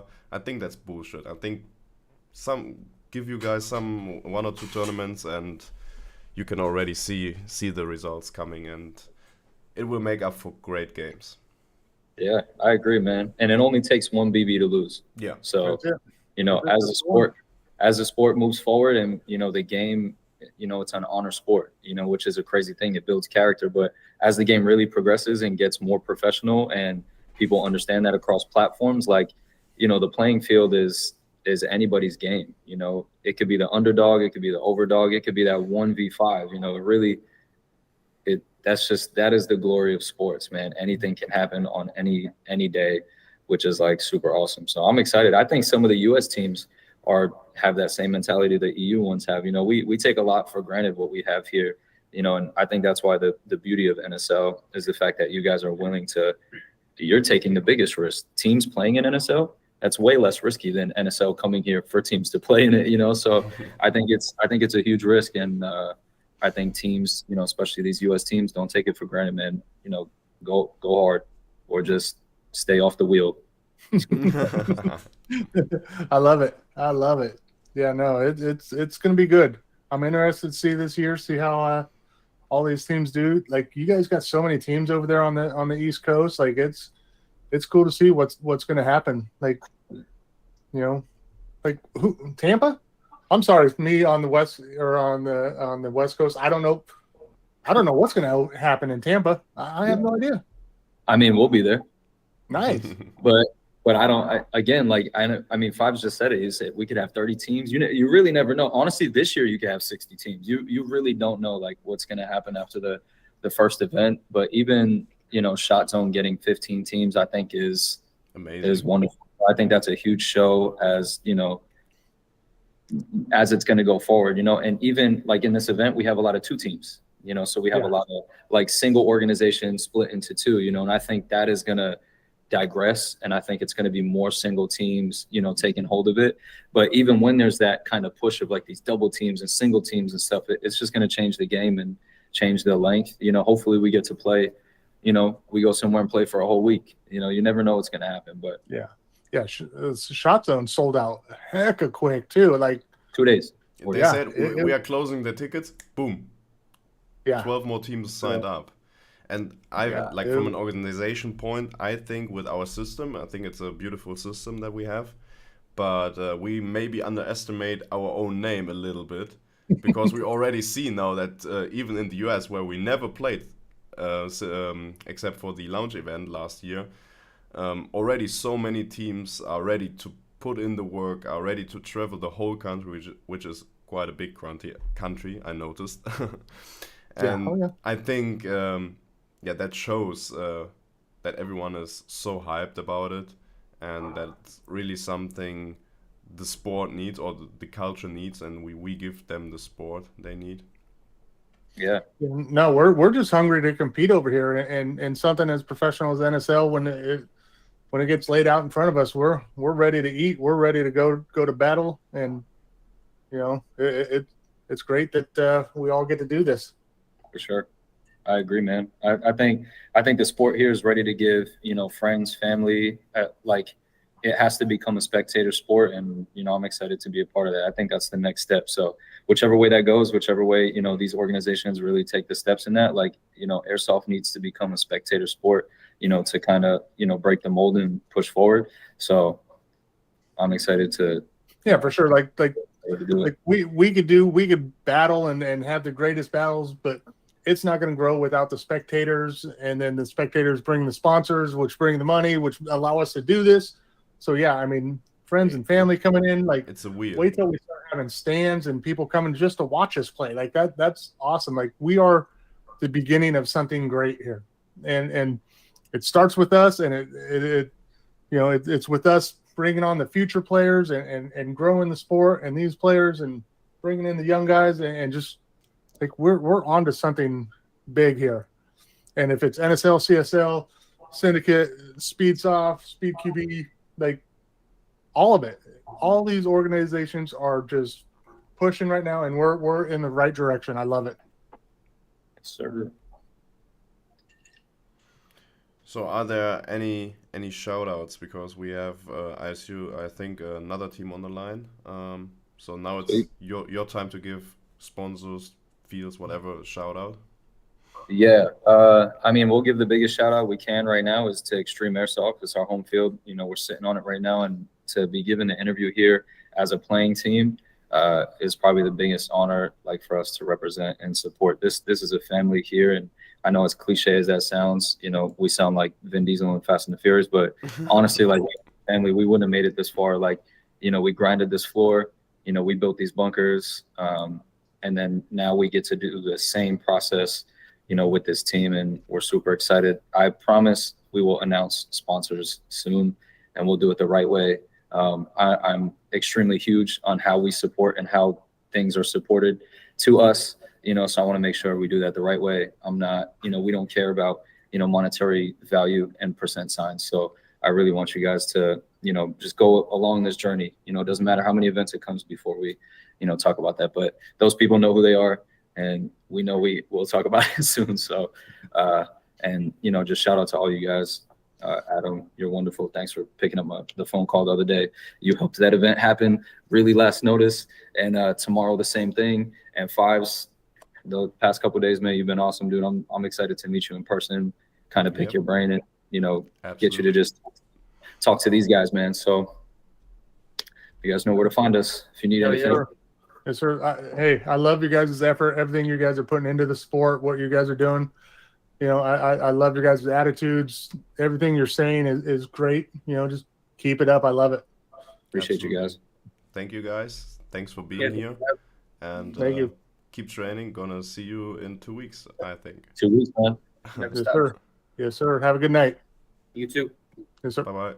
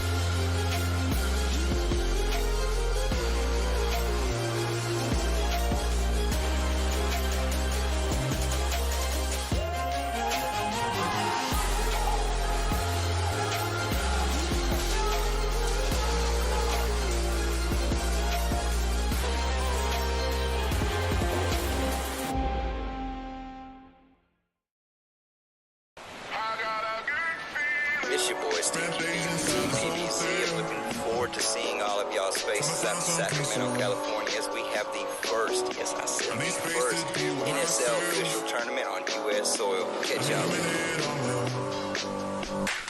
I've been closing blinds and cutting ties with everybody I know. Something tells me it ain't helping out. They come from my soul, my soul. I've been hiding away from myself in my head, but when I woke up today, I got a good feeling. 𝖒𝖑 out of Pittsburgh, Pennsylvania. Good luck to everybody this weekend. Can't wait to see you guys on the East Coast 2023.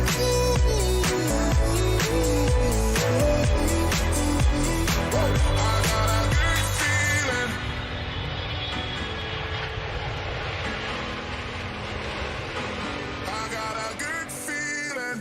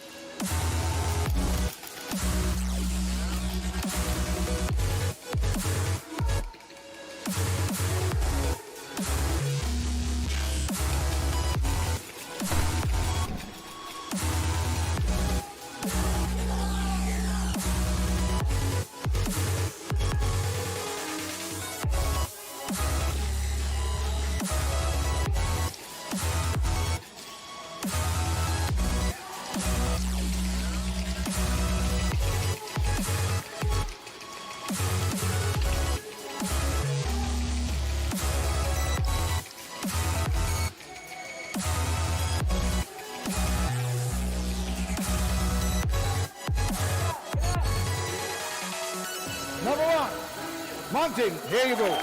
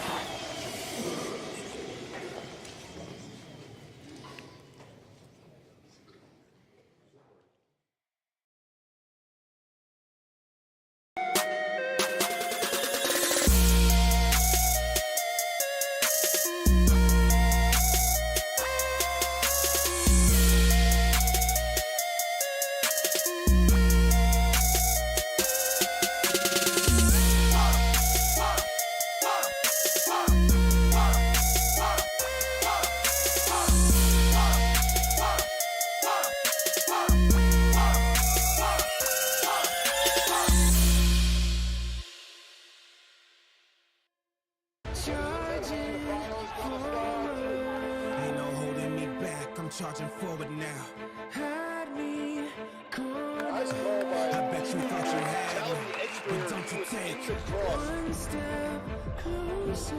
Started, I finish it. Feel the wrath of my vengeance if you push me over the limit. I might explode any minute. I can feel the pressure rising. Come and get your lesson. You playing with a loaded weapon with no affection. You've been praying on my aggression. Well, I came to bless him, never running the sidestepping. Come and get me.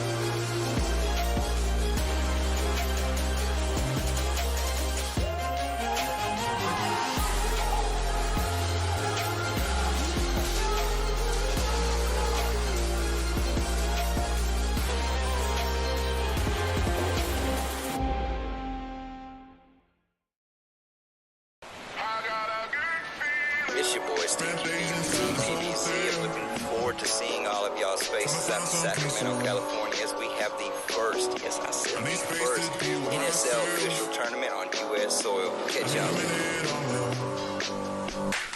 I've been closing blinds and cutting ties with everybody I know.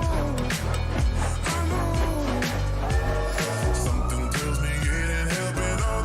They good for my soul, my soul.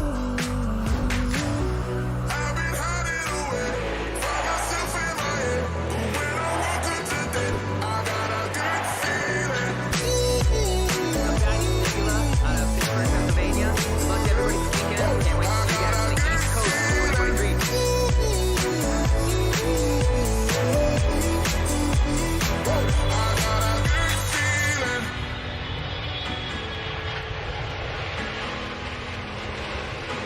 I got a good feeling.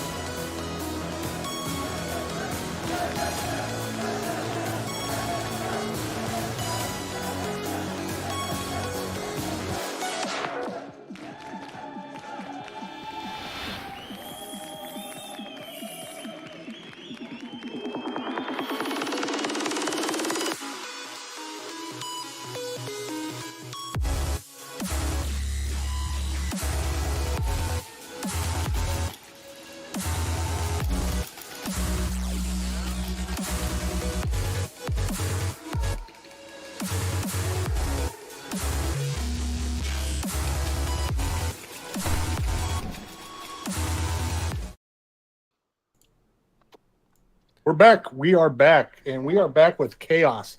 Chaos is a team out of Chicago, if I'm not mistaken. But y'all, I'll let you guys introduce yourselves and let us hear who you are. So I'm Aiden, known by Havoc, team leader and captain from Chaos. Ryan's one of my Resno. He's one of my OG members. I think he's one of my third or fourth guy I brought onto the team. Young kid. Ryan, can you introduce yourself? Yeah, no, I'm Ryan. Also go by Renzo.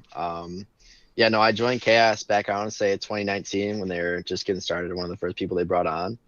And, from there, just kind of, we've been playing for quite a bit. We started like really getting into like, speed soft aspect of airsoft about a year ago. Whether it's actually at Shotzone, that's like our second field that we go to. It's about 3 hours away from us.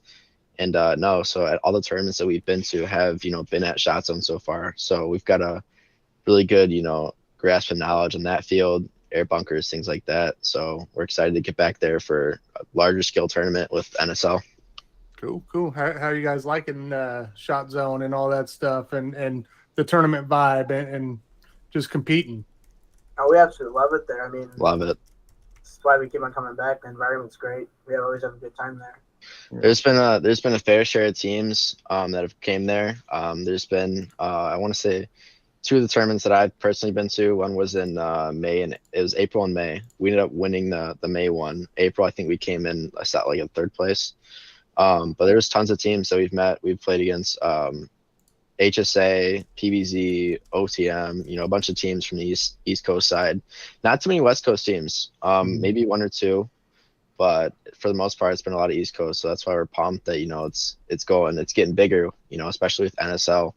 A lot of the people that are coming out, we'd love to see it. The traveling, it's something that's newer and super excited for it. Yeah, and that's, you know, something that hopefully we start getting to. West Coast starts traveling to the east to the west, all that stuff. So hopefully we start doing that. And that's one thing that I've kind of noticed on the East Coast with like the tournament scene. Like, it almost seems like every tournament there's like a different winner. Like you guys got so many good teams over there. Like, you never know who's going to win it over there and stuff like that. With NSL coming in, who are you guys kind of worried about, or like, okay, we gotta really battle with these guys?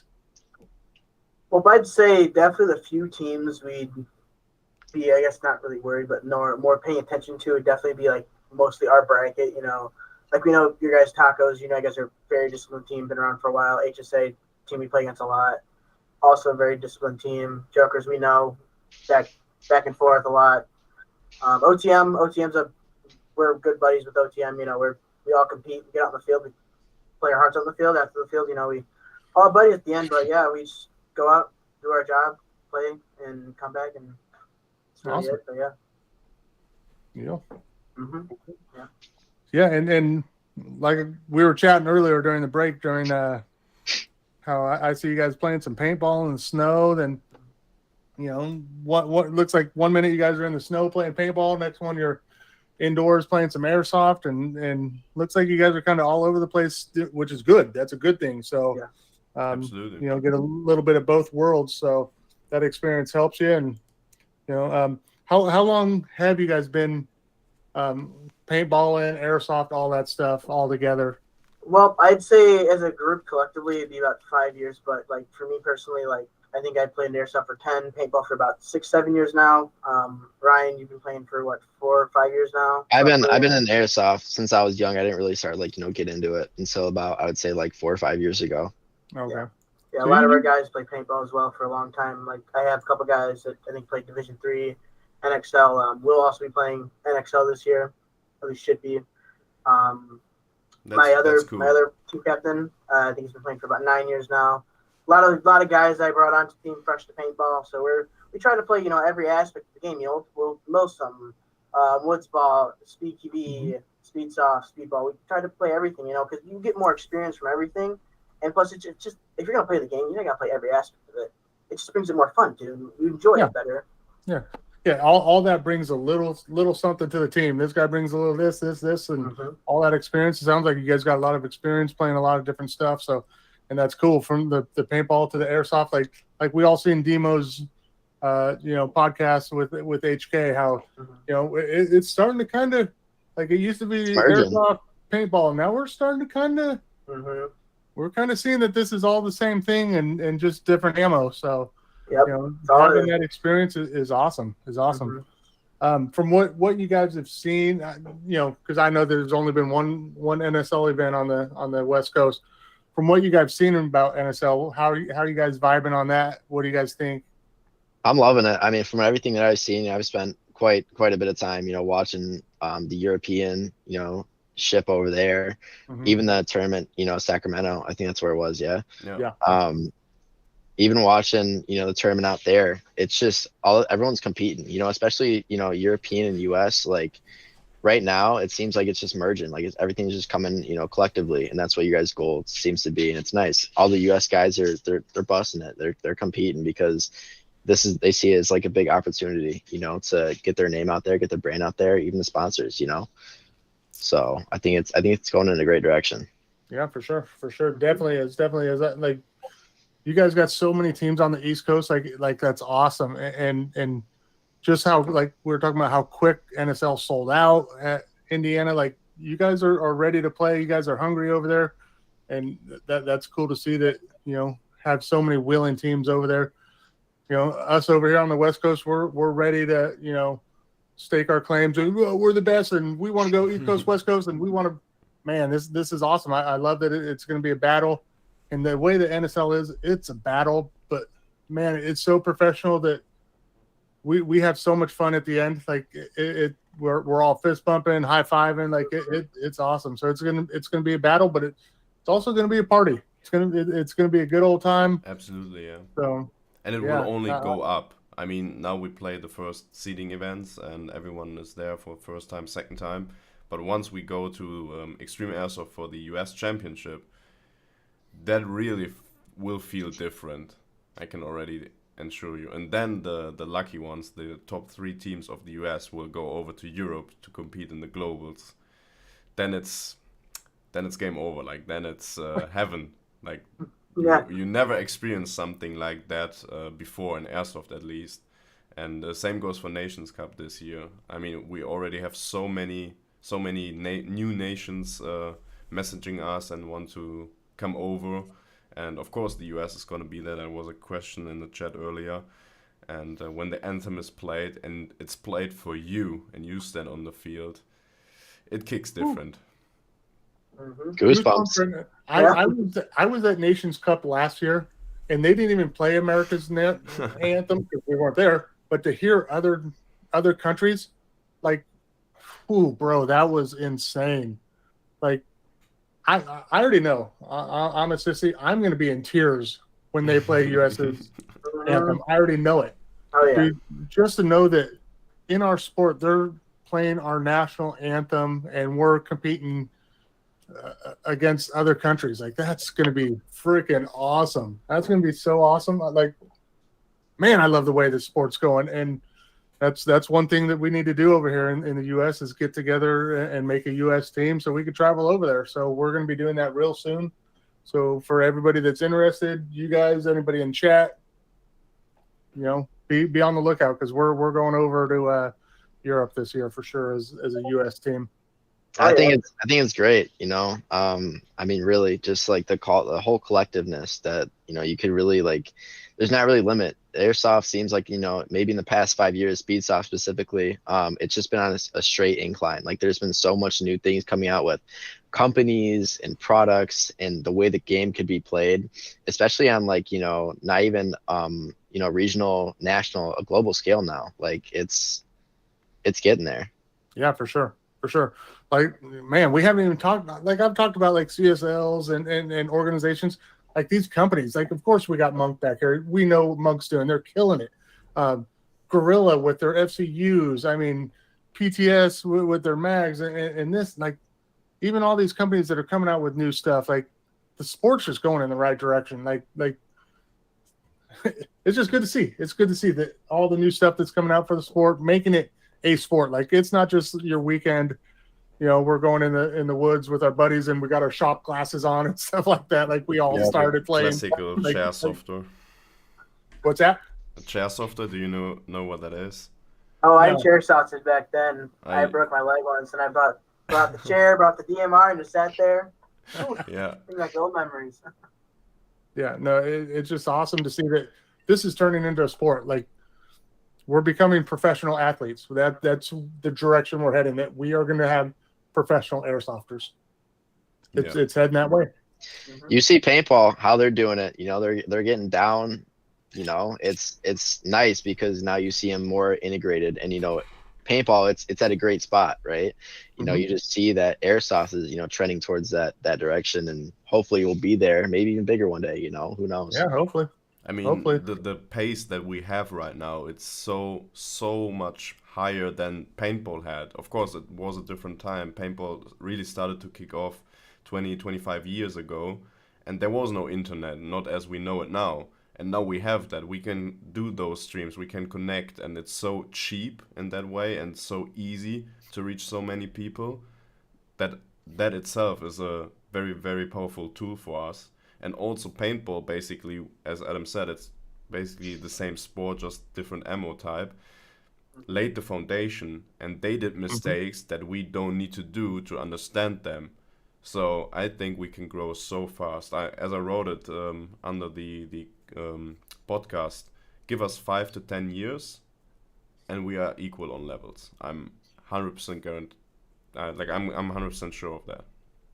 I definitely believe that too. Like we're snowball. Like we're rolling down that hill. We're just picking up speed. Like yeah. I agree with you 100%. Oh yeah, all these young kids are coming in. They're coming into speed saw speed TV now. Like, because I mean, ever since I was a kid, I wanted to play speedball, and I would never go play paintball. Compete. There's not much younger kids out there now. It's mostly guys 20, 30, 40, and then going out there traveling all these places. And I see all these young kids coming out like, I want to play speed sock. I want to play speed TV. I want to get on this team, and it's growing and growing and growing and growing and growing. And like I remember a few years ago. Like I think Airsoft's having so much beef about everything, and it looked like it was just going downhill.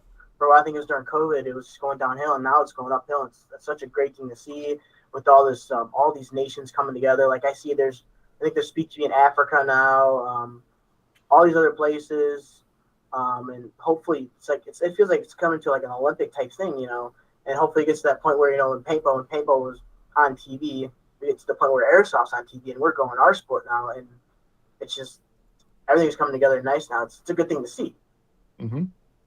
Yeah. I mean, you got Japan. I mean, Australia. They do their gel blasters. Like there's this is getting played all over the world. Like I if I'm not mistaken, last year was the First Nations Cup. I may be totally wrong, but no, it was first year of NSL. NSL is not even a year old by now. So that being said, what was it? 6 nations there? Yeah, we had 6 nations: Belgium, Netherlands, Germany, France, Spain, and Italy. Yeah, hopefully we have 12 this year or whatever we get. We are going for those 15 spots and see how many we can get there, and then it's going to be a blast. Yeah, and it's hard to travel to a whole other country. That's that's a whole issue itself, but it's also a cool experience. We're also sitting here in front of this camera talking about traveling to Netherlands to play Airsoft. Who would have ever thought that we would be wearing jerseys, playing Airsoft, talking about traveling, even East Coast, West Coast?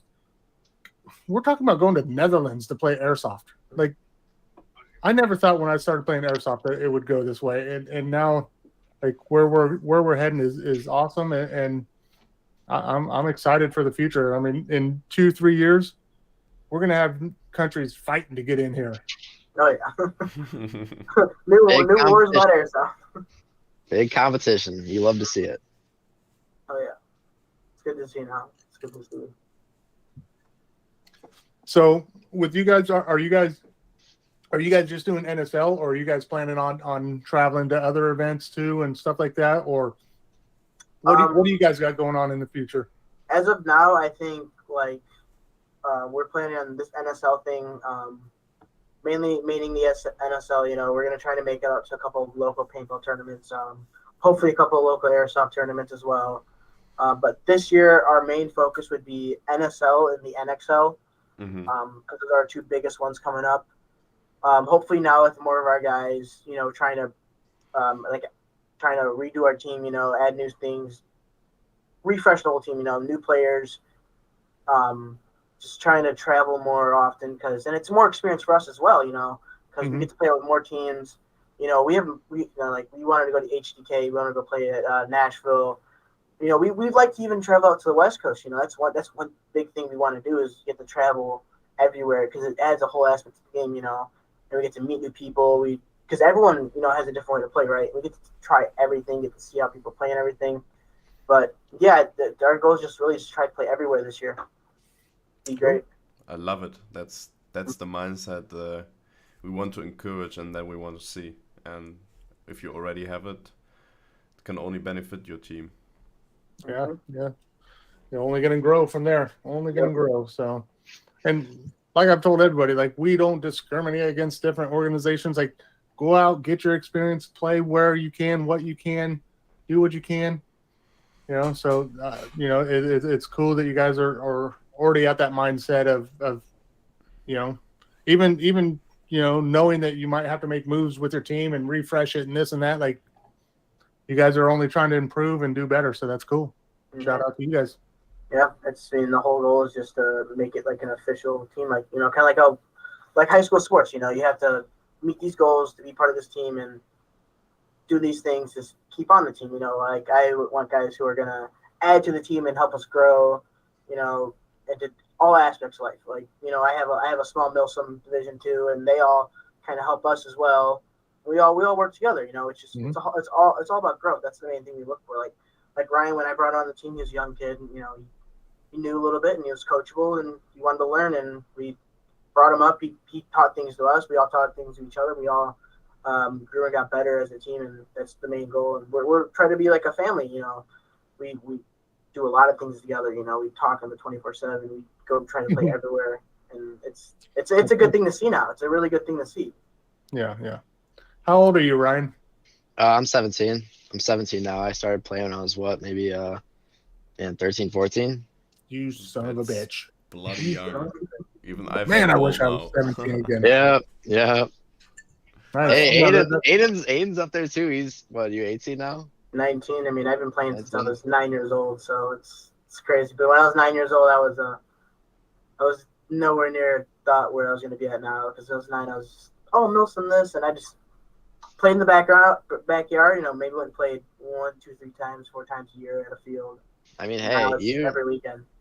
You know, I like starting in airsoft. You see all those montages. You know, specifically 𝖒𝖚𝖚. He's probably like one of the main content creators. You know, I watched 3-4 years ago.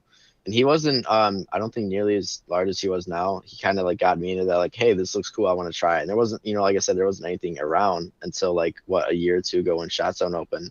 So that was like the first opportunity to like get out there and try. And, we had a place called Power 𝖒𝖚𝖚𝖘 in Waukegan, Illinois, that we went to a few times. And it was nice because it was indoor, but they had a speed field at the start and then they got rid of it, which was kind of like, it was sad to see. But then they ended up closing down like shortly after they opened. I really don't know the reason, but no, it was fun. That was my first glimpse or experience of Speedsoft, and I loved it. So I was like, I want to do this, like really. And that's when airsoft started, taking off. I joined the team. We were together, just practicing, playing. And our first visit to Shotzone was actually January of last year. I think we're coming up on our anniversary. No, it was January. Me, Anthony, and Mike went up there. Perfect. Yeah. So that was the first time, actually playing. I mean, it was on the inflatables. It was great. Great experience. And from there, I've just kind of grown to love it. Yeah. Mm-hmm. Yeah, it's awesome to hear too. How watching 𝖒𝖚𝖚𝖚, how he helped so many people get into the sport, and just the content creators that I don't know if you guys watched his podcast with HK. He made a great point that content creators kind of influence what to buy and how to play and the style. And it's crazy that where that guy's helped so many people get into Speedsoft, and seeing other people, that influence off YouTube and Instagram, and, just that whole direction that it goes, and just helping people into the sport. So it's cool. Even going into your guys' Instagram and seeing that, you guys are doing airsoft paintball, you guys are playing in the snow. I would never do it, but there's people that maybe see that and cool, let's go do that stuff. Social media has so much influence on play styles and this, and that's going to help. And just creating content for others to see, and even when they're not watching, helping the youngsters grow into the sport, like how 𝖒𝖚𝖚𝖚 helped you get into it just by watching it. That's stuff that we could do during NSL, helping these new teams get involved. And it's awesome from social media to just being at events, helping grow the sport. That's the main goal, right? Grow the sport, get it out there. That's the goal. That's the goal. We don't want our sport dying. I mean, we do this for fun. We do this for our sport now. We're all we're all old now. We don't play college high school sports anymore. This is our I know. sport, you know. Yeah. Like Dynasty, like OG Dynasty. That's something I used to watch as a kid, and a lot of people have gotten to the sport because of them. And this sport's not going to die. Like, we're in such a good direction. The only thing that's going to hurt this sport is ourselves. Like, if we have people out there, why you burn my patch kind of crap, like that's only going to kill the sport. Like, Yeah. That's what I love about NSL is how professional it is. We all know that we love doing a headshot, coming up behind somebody and headshotting them. NSL, you can't do that. Nope. Now, if it happens, it happens. But if you intentionally headshot somebody, that's a penalty in NSL. Like, we're trying to go that professional route. So what was behavior. that, 5? That's a major. Like, if we like we're professional athletes. That's the direction we're going in. So that's how we're going to act on and off the field. So the only thing that could hurt the sport is ourselves. All the get the fuck outs, all that. We don't need that stuff. Like, we're professionals. We're going to start acting like it. So, let's just keep growing this. Like, if how we act, a lot of these younger teams, they're going to see, if we come out, we act all professional, all these younger teams are going to see, hey, this is how we need to start acting. If we're going to all kind of act like assholes, that's going to start this, because I see it a lot. These younger kids, they just come out and they're trying to be, they're just coming out and doing all this dumb stuff. And I'm like, hey, we gotta mature, this is our sport, because, you see guys in, like, the NFL and stuff like that, they're going to be doing that stuff. They're going to get they get fined and stuff like that, and they're going to get a bad look. You gotta come out there. You gotta be professional, and it just helps grow in the sport, and we get a better look for ourselves, because if we do something wrong, it kind of ruins us all at that point, the whole sport. That's everything. Just how you act, like coming out on practice. Like, you don't want to just go out there and wreck new teams and slaughter them. Like, you want to help grow them. Like, you go out there and slaughter them, they're not. Do you think they're going to want to come back? Heck no. Nope. So you help build up these new teams, and you help grow it. Like, that's what we're going to do. That's like I say, that's the direction we're going. So. And the nice part about NSL, it's meant for you to compete. I know my team, Chaos, we're all pretty much former athletes. And me especially, I just stopped playing baseball this year because, I got an injury. I can't play anymore. So I know, like, Speedsoft, NSL specifically, it gives me, like, I chase that, competing, like, the adrenaline, it gives me another opportunity to compete towards something that I love. I've been playing airsoft for a while now. I've grown to love it. It's a sport that I love to see grow, and it gives me a chance, like, show how good I am, how good our team is, go out there and just compete and have fun against other people that, are now you're competing across the country. Did I ever think, I'd be playing against, Tacos or a team from the West Coast like a couple of years ago? No, absolutely not. Yeah, that's awesome. It's a grind. NSL is a grind. No disrespect. I'm not disrespecting any organization out there, but NSL is just different. There's so much more to it. Like that's the cool thing about it. Coming out competing, like, you got to be ready. You have to be ready. You're not just coming out killing. Like, you have to be thinking about stuff. There's so much extra stuff to it. Your rosters, so much stuff. Like, we could talk about NSL for hours and still have more to talk about. So. It's just about competing at the highest level, and that's what we're going to do. Yeah, I mean, our team specifically, we unfortunately didn't get to make it out to the practice at Shotzone a couple months ago. So our team has just been super, like, extra, like, focusing, watching these streams, figuring out constantly. Me personally, I'm checking through, the rules every day, whether, like, on my free time, watching streams before I go to bed, like, whatever it is, just to gain any knowledge I can, because it seems almost as like, when you're watching these, videos of the old clips, or you're going through the rules, you see something new every time that, you didn't catch your eye on before. It's like, oh, now I know. Okay, I can apply this. It's nice to know. Yeah, that's awesome. To watch that stuff, read the rules, watch a lot of YouTube. I know it's coming up real soon. The biggest thing that's going to help you guys is be there Friday. Friday is going to be like an open practice. Like, be there Friday. If you guys can, if it's even a few of you guys, if you guys can't all make it, be there Friday for an open practice the day before NSL. And we're going to run through the rules with you guys. We're going to explain stuff with you guys. You guys will get some trigger time. So you'll get the feel of NSL a little bit. It's definitely a goal. We're going to try to. I'm not sure. We'd try to carpool Okay. up there. So I don't know. I know most of our guys should be ready to go. I know some people still have school and everything and work. So I don't know how Friday's going to be. I'm not sure if we'll be able to get up there or not, but we'll be there, hotel Friday night, but I'm not sure how open the field is. How do you know I how think late the field's open? from how you said 12 p.m. until 6 p.m. Okay, So, yeah. we're definitely not gonna make it there. No, we'll probably be heading out around, like Yeah. 5-6 o'clock. Yeah, a lot of our guys work late, like, I mean, also, like, going back and forth, Ryan going over the rules, like, I'm actually really super glad that he's been doing that because, like, I've been working a lot lately. A lot of my guys have been working a lot. And, like, I personally have not had that much time to look over the rules. And, I mean, that's helpful there. I mean, like, we've been trying to get guys to make sure, like, hey, make sure you guys can get off work early to go to, like, to make it there to these times so we can make it there early. And, it's because it's beneficial to us, because we've had tournaments where we get to the hotel, 1 o'clock in the morning, 2 o'clock in the morning, 12 o'clock at night. We'll get 3-4 hours of sleep, go to a tournament, and it's hit or miss. No, I hear you guys.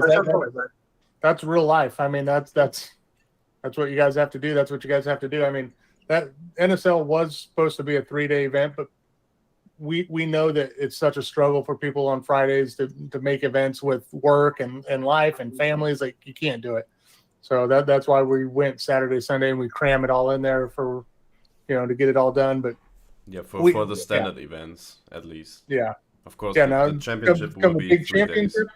When we're in Rhode Island for the championship, you better be there Friday, or you're. Oh yeah, yeah. You better request a day off of work or something for that. Figure it out, man. I mean, Figure if it you guys out. can't make it, you can't make it. Friday is going to be an open practice. It's going to be huge for teams that don't have the experience. If you can't make it, the biggest thing would be watching NSL on YouTube. If you guys could get together as a team and talk about it, like what happened. Because what's going to blow your mind is you guys are thinking about playing airsoft. Then you guys got to realize there's a buzzer. What the does the buzzer do? So you guys better know about the buzzers. You guys better know about penalties and why one team's starting with the flag, one's not. Like, and that's YouTube. Like, get on that and talk about stuff. Don't be scared to hit me up, hit Fives up. Yeah, absolutely. Everyone, also from the chat. Just if there's a question, feel free to write me on Instagram. I will reply as fast as possible. Yeah, no, Fives been great about that. Ask questions. Yeah, no, I appreciate you, Fives. I shot you a DM earlier today, question about the rules, and you got back to me in a very timely fashion. So I appreciate that. Yeah, you're welcome at any time. I mean, as Adam said, like maybe I don't know how close you live to each other, but maybe next weekend you can meet, or if not, you can just have a Discord meeting or what, and just share the screen, watch a game. I recommend Nations Cup because that's the highest quality of stream we had, and try to analyze as a team, like, why is he doing that? And okay, he did that, and oh yeah, that should end it in a hang. Okay, now the 1v1 comes. Like, to try to understand what happened, because that will help you so much at the tournament. I promise you. So if you somehow can arrange that before the tournament, do that. Like, sit down for, I don't know, 3-4 hours together. Make a nice team event out of it, and just try to watch games. Just try to put your mind in the right direction. I guarantee you, if you guys sit down as a team and watch it on YouTube and go over it, it's going to help you guys way more than if you guys meet up at your local field and play 5v5 like you guys do every weekend. Like, I know Tacos do it every single weekend. We go out there and just play 5v5. Like, sit down, like, especially since you guys are very new to NSL, sit down as a team and talk about it. Like, what are you guys going to do? Do you guys know that you guys got to have 2 pistol players on the field at all time? Yep. Like, make sure you know who your pistol players are. Make sure you know that you guys got backup pistols, because Kappas go down all the time. So, it's stuff like that. Like, I went to Indiana practice and they didn't know that there were supposed to be 2 pistol players out there. They didn't know what the buzzers were about. Like that's a whole. There's so much to it. There's so much to it. The point system, know the point system. It's 14, 13, 12 on depending on what round it is, and the zones at what points you get and how it works. 1v1s after a flag hang, like, there's a lot to it. Oh yeah, we try to get in those calls, as often as possible. A lot of, like, me and a couple other guys, we all see each other pretty often. Like me and my co-captain, my right-hand man, you know, we work days together and 8-10 hours, you know, we're talking about the tournament the whole time, you know, making game plans. You know, we got everything planned out. Like one of our guys makes pistols all the time, right? And one of our other guys, pistols always goes down. So we're like, okay, hey, make sure you got the pistol working, because every tournament we go to, his pistol never works. Hey, shout out Anthony real quick. Get your pistol working. Yeah. Figure it out, dude. Come on. You better be Figure it working out, on that man. pistol, Anthony. It's been a year. It's been a year, and you haven't got one working since. I love playing with a Kappa, but God damn, there's so much problems. Oh yeah. I play with Kappas all the time. I think I think 2 weeks ago, my hammer broke on one. My other one doesn't seem to feed half the time, and I'm just like, I played with Kappa, and it's been since the summer I played with the Kappa, but I mean, I have rifles have a place in my heart, but I love playing with pistols. Pistols are so much fun. I think people who play with everything, you got to play with everything. Play with the rifle, pistol. It's fun. Got to. Mm-hmm. Got to. Mm-hmm. As a Kappa player, you know what? I've got one, and I've kept it pretty solid. And you know, knock on some wood real quick, so nothing happens right before the tournament or during the tournament. But you know, if it does go down, we got extras, so we're okay in that aspect. Yeah, don't like me breaking shit, like snapping. I think I snapped 2 EHG grips last year. Hopefully I get my aluminum grips soon. I ordered it a couple months ago. Still waiting on it. Through Monk US? I got it off LA Kappa because Monk's website was being a little. It wasn't working that day. Is it the Polar Star version? Yeah, the Polar. I heard it was like not in production yet or something like that. Yeah. So just to let you guys know, and if anybody's watching in chat waiting for a Polar Star, trust me, we are working our butts off to get those. We want them perfect.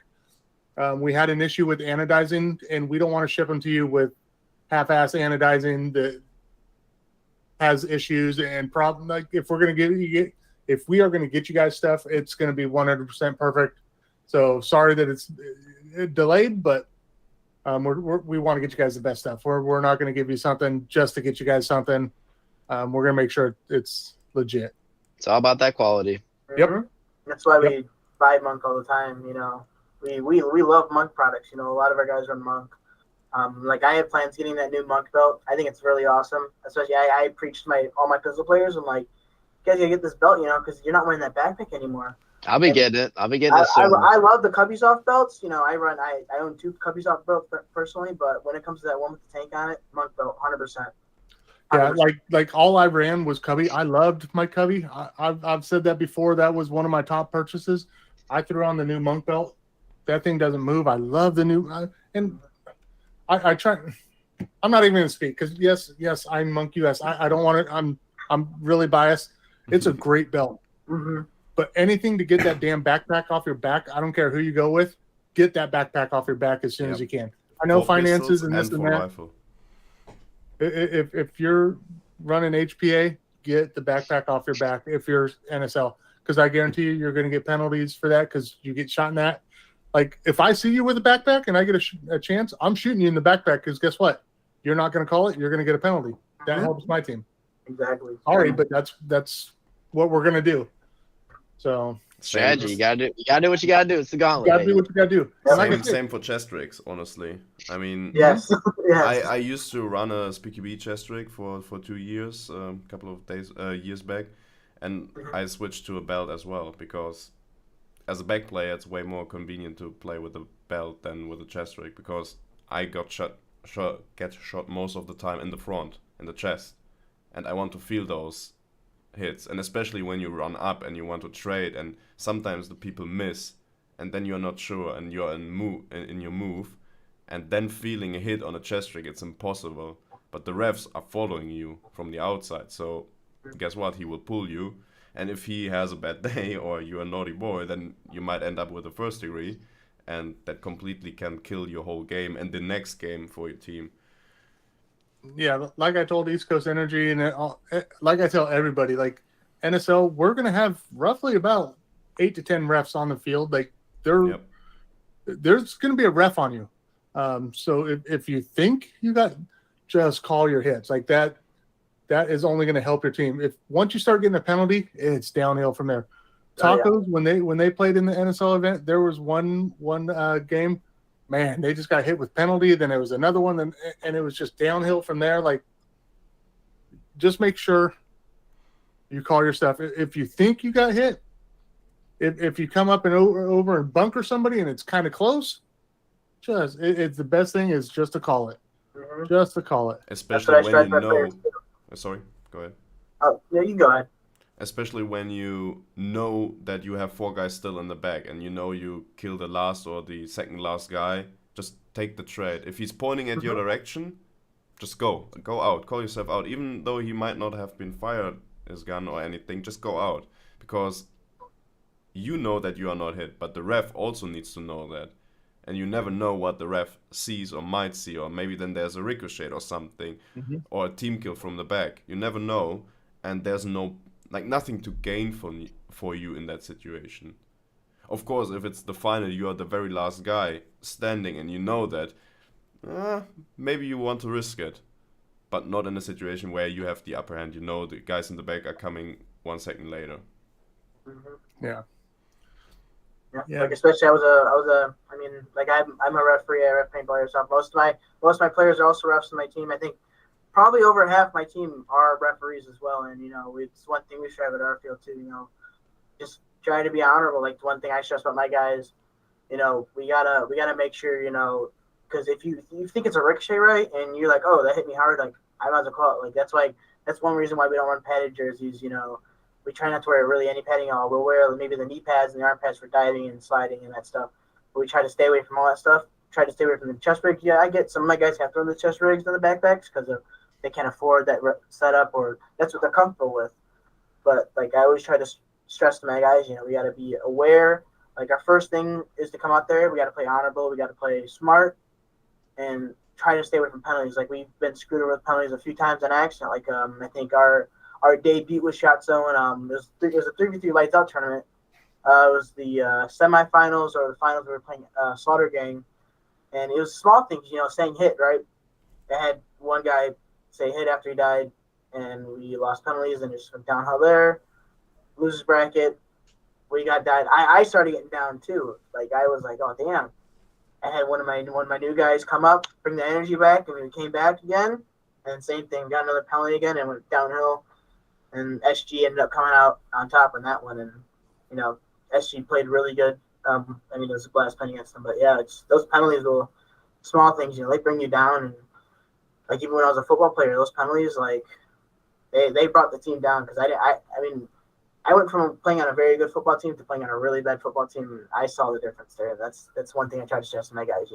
We gotta stay positive. That's one thing. That's what I stress to a lot of other teams. Stay positive out there. You're gonna play your best out there, because it'll happen to anyone. It can happen to the most professional player, the best player in the world. That once they start going down, the whole team starts going down, because they see the energy from that guy as well. And then it just ruins everything for everyone. Then. Man, bunch of beautiful points. Like you're saying, once one guy gets a bad attitude, the next guy sees it and he gets a bad attitude on your team, then this guy gets a bad attitude, and then it's over from there. Just know, if you get a penalty, most likely it's not something you did bad. You got a backpack, you didn't feel it. You're gonna get a penalty. You're gonna get a penalty. I'm gonna get a penalty. It happens in NSL. People get penalties. You're not cheating. You're not doing stuff like that. It just happens. Don't get down on yourself. Don't get down on your teammate. Stay positive. Just know that, hey, do our best to call our hits. You're playing for 10 minutes. You could get a lot of rounds in 10 minutes. Oh yeah. So just stay positive. Come back for the next one and do your best. Don't get down on yourself. Don't start getting mad at teams, at refs. I don't know if you guys watched the Sacramento NSL. There was a lot of penalties, but they were still keeping it pretty calm. Yeah, I was surprised. They could have called a lot more. Now this is the 2023 season. Like, this is the legit shit. Like, refs are going to be calling stuff now. Like, it was pretty relaxed in Sacramento. Not anymore. Like, if there's stuff going on, our refs are going to call it. Especially on like details like blind fire, what we in NSL see as blind fire. You know, I know you can't see me now, but the chat can see me. If you pull up your rifle and your barrel over your eye level and put it like next to your head, that's blind fire. And the same goes for the kappa. Like what we see in other formats, when you jump over a barrier or jump next to it and shoot with a cupper over it, that's blind fire. The ref gonna pull you, and it's a first degree. I think the first day there will be one warning for you, and just a pull, but after that they won't mess around, and then you're out for the whole game and for the next game, and your team is also fucked because they need to start with 3 men down 3 tries, 1 man down 3 tries. So you really need to watch out for those details as well. And yeah, it can have a, like, you just holding the gun wrong, it can make or break the game. That's a good thing, games being more strict like that, talking to you, Mike, I know you're watching the stream, right? You better be more careful of that. Sorry I had to put you on blast, man, but keep it right there. I know sometimes you'll be a little sneaky with it. I'm telling you, man, but always put the bottle, if you have a HPA grip tank, put the bottle in your pocket on your shoulder, not on your shoulder. And if you do so, you need to twist in the barrel. But I think it's easier to put it in the pocket. And for the cuppa as well, just always look over your barrel. Never like twist it weird. Like keep it close to your body and always look over your barrel. Then it will be fine. Yeah, not gonna lie. The first time when I played over in Netherlands, I'm just used to kind of resting the tank up here. That's just what I did. And Bert, the owner of Monk, NSL Genius, he's like, bro, you're blind firing the whole time. Every time I'm shooting, I'm blind firing. It's just what I'm used to. Like, but no, you have to be looking down the barrel. That's huge.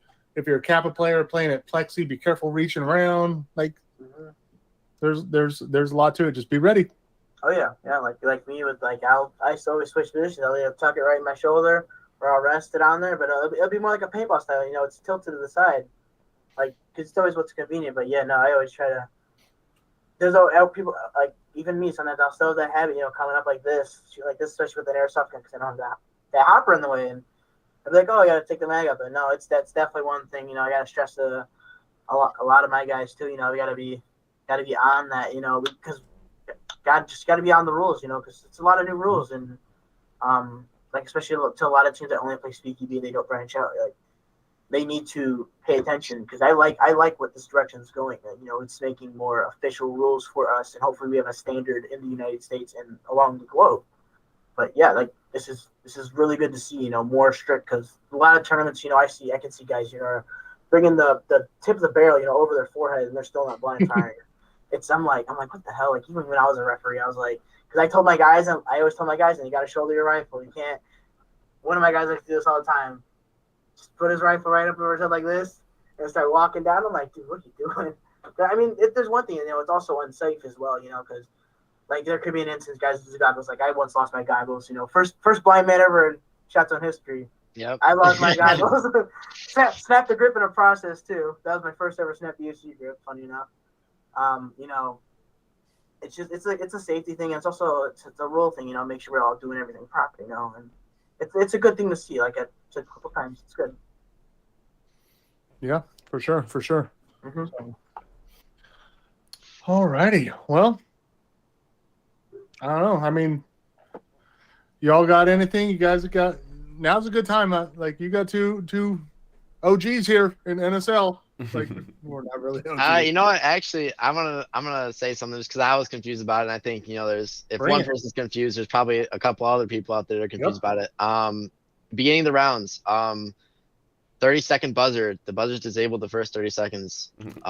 So that can affect a lot. Like whether you're defending and you wipe the team in 30 seconds, you got time to go find that flag, get the snatch, right? You can even touch the breakout wall because once the buzzer is pressed for the first time, you have to look for the flag, and then you have 3 seconds left. But in those 30 seconds, they cannot buzzer, which means you can just go to the wall, touch it, and it's a free snatch. Yeah, or if I'm not mistaken, if the team doesn't even hit the buzzer and they're confused and don't hit the buzzer, like if you hit their breakout wall at any point before the buzzer, automatic snatch. But yeah, a lot of people, like if you get wiped out first 30 seconds, the buzzer's not working. People are hitting that buzzer trying to freak out, like, doesn't work for 30 we seconds. literally had to write it in caps lock in the rules. I mean, we tried to keep it very clean, but there we kind of went a little bit emotional because we had so many, I'm sorry, but just idiots smashing on the buzzer, shouting at the refs, it's not working, that we had to do something.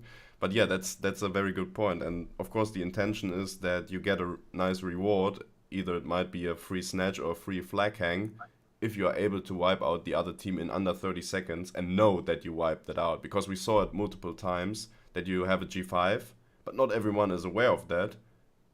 No one buzzed, so you assume there's still one guy somewhere, and you miss the opportunity to run up.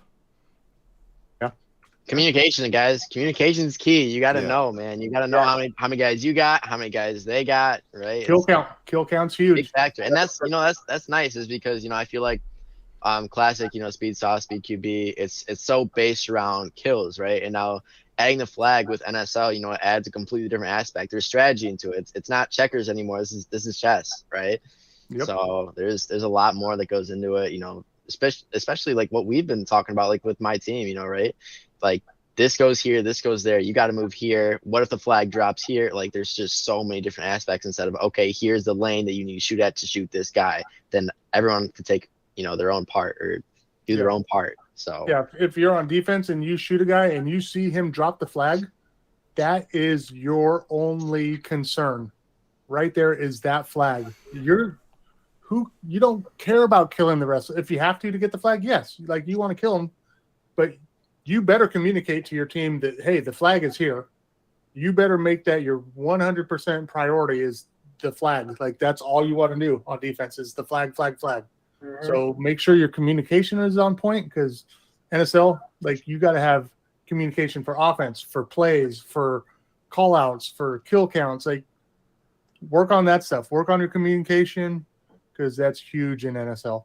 Mm-hmm. That's one thing definitely I strive for my guys. We talk about communicating all the time, and that's one thing definitely a lot of guys that we play with know that we communicate a lot. But like when we play, this all you hear is just talking the whole game. And even during warm-ups, right, I'll come out, and my voice is gone already right before warm-ups, and still trying to yell all game. It's just your voice is gone. You're like, oh, I'm like still, but talk.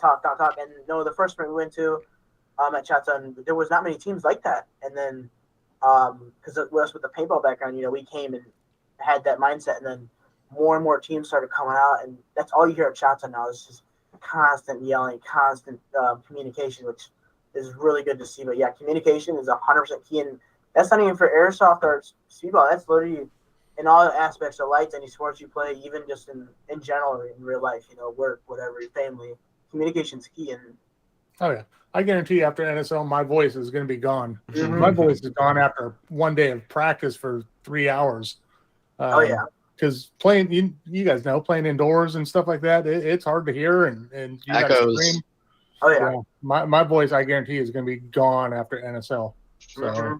Oh yeah. I don't know. Is there anything to take? Like I know the first day we're going back to the hotel. Everything after everything's done. Like there's got to be some sort of way you can help your throw, right? I mean, there's got to be tea and honey. I don't know. Yeah. No smoking. Yeah, don't be smoking. Don't be smoking, man. Don't be smoking. Mm-hmm. Else you're gonna be toast. One thing I want to jump on real quick, because I saw it in the chat. Someone asked recommendations for winter appeal. I think it's a big thing. I think Indiana is quite cold when we are there. I like to do it, and I like to encourage everyone to kind of follow that, to not wear anything during the game except for your jersey. And once you are off, put a big jacket on, put a hoodie on, everything you can get. But make a proper warm-up for every round, because it can be that you are down for 1.5, 2 hours, that you need to wait for your next game, so you cool off. So once you are out of the match, put your hoodie on, put a beanie on, put a jacket on, maybe change pants if you are sweated so much, if the field is wet. I don't know if they wet the field in Indiana. Okay, then it's not that big of an issue, but just stay warm. And once you are about to go back on the field, you put everything off, you do a re-warm up, so your body and muscles are warm again, and then you're good to go. And once you play one round, your adrenaline is pumping, and you're not worried about the cold, no matter how cold it is outside. But once you're out again, then you put your stuff on. Oh yeah, that's definitely one thing you want to do, because I mean, with 15 teams coming in here, and a lot of guys bringing all their guys with you. It's gonna get crowded in there, and it's gonna get hot in there. But then a lot of guys are gonna go outside for the food trucks, and it's gonna get cold. Like a lot of us who are, we live in this area and we're used to it. But a lot of guys, like, they need to dress warm, because like we got lucky because we had that negative 50-degree weather for a few days, which was absolutely miserable.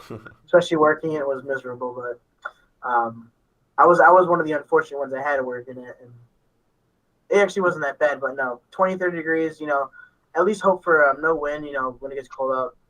Got to drink a lot of water too, because that cold pulls that moisture up. For sure. Stay hydrated. Have snacks. Of course. Get your food in, get your drinks, your water, Gatorades. Bring an extra T-shirt to switch into and stuff like that. I did notice that Indiana stays pretty warm inside. Oh yeah, it's pretty toasty in there. Yeah, I don't know if you really have to worry about it being too cold in there, but you go outside, it's going to be freezing. But Indiana, their Shotzone stays fairly warm inside. But just in case, bring some extra clothes. Yep. An extra T-shirt to swap out. Definitely bring waters and snacks and all that stuff. So, yeah, be ready. If you haven't started conditioning, you better do it right now, because NSL, you'll be huffing and puffing. Oh yeah. And then going on that snack thing, if you guys are staying in that Shotzone or the nearby hotel, going on personal experience, stay away from the muffins. All right, trust me. Stay away from the muffins. Hey, no, trust me, man. That we've had it like 2-3 times now. Every time that we travel out the Shotzone, it's the breakfast that gets us every time. It's the muffins, man. Don't eat the muffins. Are so good, but man, your stomach's gonna hate you. There's times we'll be playing, like, we'll be like, dang, like, I gotta go to the bathroom. I'm like, man, we still have 4 games left. And we don't get tired, and you're just rumbling. Duly noted, because I'm staying in that hotel. No muffins for me. Stay away from the muffins. Maybe stay away from the chocolate milk. Now the milk's all right. The milk's clean. The milk's clean. It's just it's no muffins, sausage. everybody. No muffins. It's a sausage and the muffins, man. Those will get you. Yeah, they will. Like even in the morning there, everyone gets it at the same time. You wake up in the morning, you're gonna see everyone there. There's gonna be a lot of chit chatter going on. Even after the tournament, you're probably gonna see a lot of guys going out to eat after. Like, I think every tournament after Shotzone, literally almost everyone gets together. We all go get out to eat. Like, we haven't been able to do it really lately because of work and stuff like that. We all go to work the next day. We can't really stay late. But like a lot of guys who are new to the Shotzone experience are gonna see, and they're gonna be like, "Cool, this is like a family here." We all get to, like, we all talk to them daily.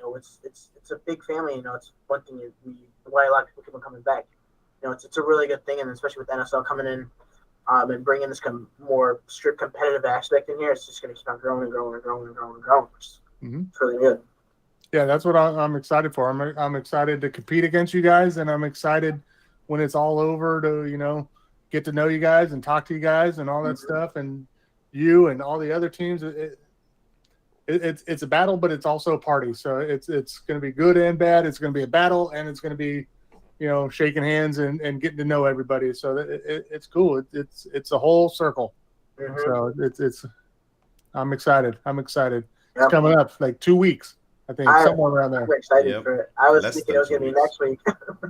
Yeah. Yeah, I was like, it's next week. I was like, it's 2 weeks. I'm like, oh, okay, we got another 2 weeks. Everyone's excited for this. We're ready. We're ready to come out and have a great time, compete. Yeah, for sure. I'm excited, from you guys, from all the other teams, all the hype that's around NSL, and everybody that's, ready for this and wants to experience this. And it's awesome. Once you guys start getting it, it's awesome. You're gonna love it. Like that's what you're gonna want to do. So I'm excited for. In 2 weeks, I'm excited for what's going to happen in a year, and I'm glad that you guys are, a part of that. Thank you. Yeah, for sure. All right, I think that does it for the day. If you have any final shout outs to sponsors, fields, whatever you like, people, that support you. If you guys want to make fun of your teammates, if you guys want any sponsor shout outs, make fun of them, shout them out, whatever you want to do. First sponsor, my shout out is definitely Airsoft Dad. You know, he's in the chat right now. He's been helping us a lot, sponsoring all our BBs.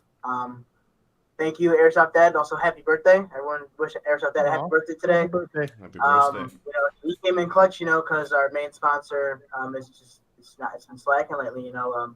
We've been getting no help from them, nothing, not even a message back, and all the guys were close with them. He's like, hey, you guys talk to this guy. I'm like, got nothing. So, but Airsoft Dad, you know, he's coming in clutch. You know, you guys definitely got to check out his products. You know, BBs. He's got his own website. It's called the 6mm Gear, similar to Hop Up.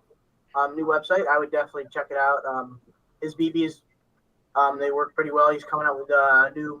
I think he's getting BLS BBs now, so even better now. So definitely for a lot of my outdoor players, you know, definitely use them. I know Ruby uses them a lot. If you guys know Ruby, shout out Ruby, my boy. But yeah, definitely shout out to Airsoft Dad. He's been a real help to us. Awesome. That's cool. That's cool. Right on. Well, thank you guys for being on. I appreciate it. We're going to be seeing each other. What is today's Friday? Yep, today's Friday. Yeah, 2 weeks. 2 weeks. 2 weeks from today. Mm-hmm. You'll be strolling into the hotel at about 12 o'clock at night. Yep. So All you guys are you asleep. guys there in 2 weeks. Once again, thank you. You guys are in Group C with us, right? With tacos. Yeah. Yes. So yeah, that's awesome. That's awesome. We're gonna see you guys. It's going to be fun. I'm excited. Oh yeah. But yeah, thank you for all your time tonight, and you know, see you guys in 2 weeks. Yeah, thank you for having us. Likewise. Yeah, see you Thank there. you. Yes, sir. Yep. All right. All right. Yeah, everybody in chat also, thank you for sticking around. What have we've been on for like 2 hours? You know, thank you for 3 hours almost. hanging out. Thank you for being active in chat. You know, this was cool. This is the first time that I've done this where we've spun a wheel and seen what groups that everybody's going to be on. That was kind of scary, kind of exciting, kind of fun. So that was cool. I just love what this is doing. I love the sport of airsoft and the direction we're going. So let's keep moving. Let's keep going. Let's do this. Oh yeah. So, thank you. All right. Thank you for having Guys, us. see you in 2 weeks. Yep. Adam, see 2 you weeks. in 2 weeks. Or less than Yes, 2 sir. weeks. Well, a week and a half, Fives. I'll see you in like a week and a half. Yeah, week and a half for us. Yeah. All right. Have a good night, good evening. Everybody have a good night. Guys have a good night. practice. Make sure everyone gets a good night's sleep tonight. All right. Bye-bye. See you guys.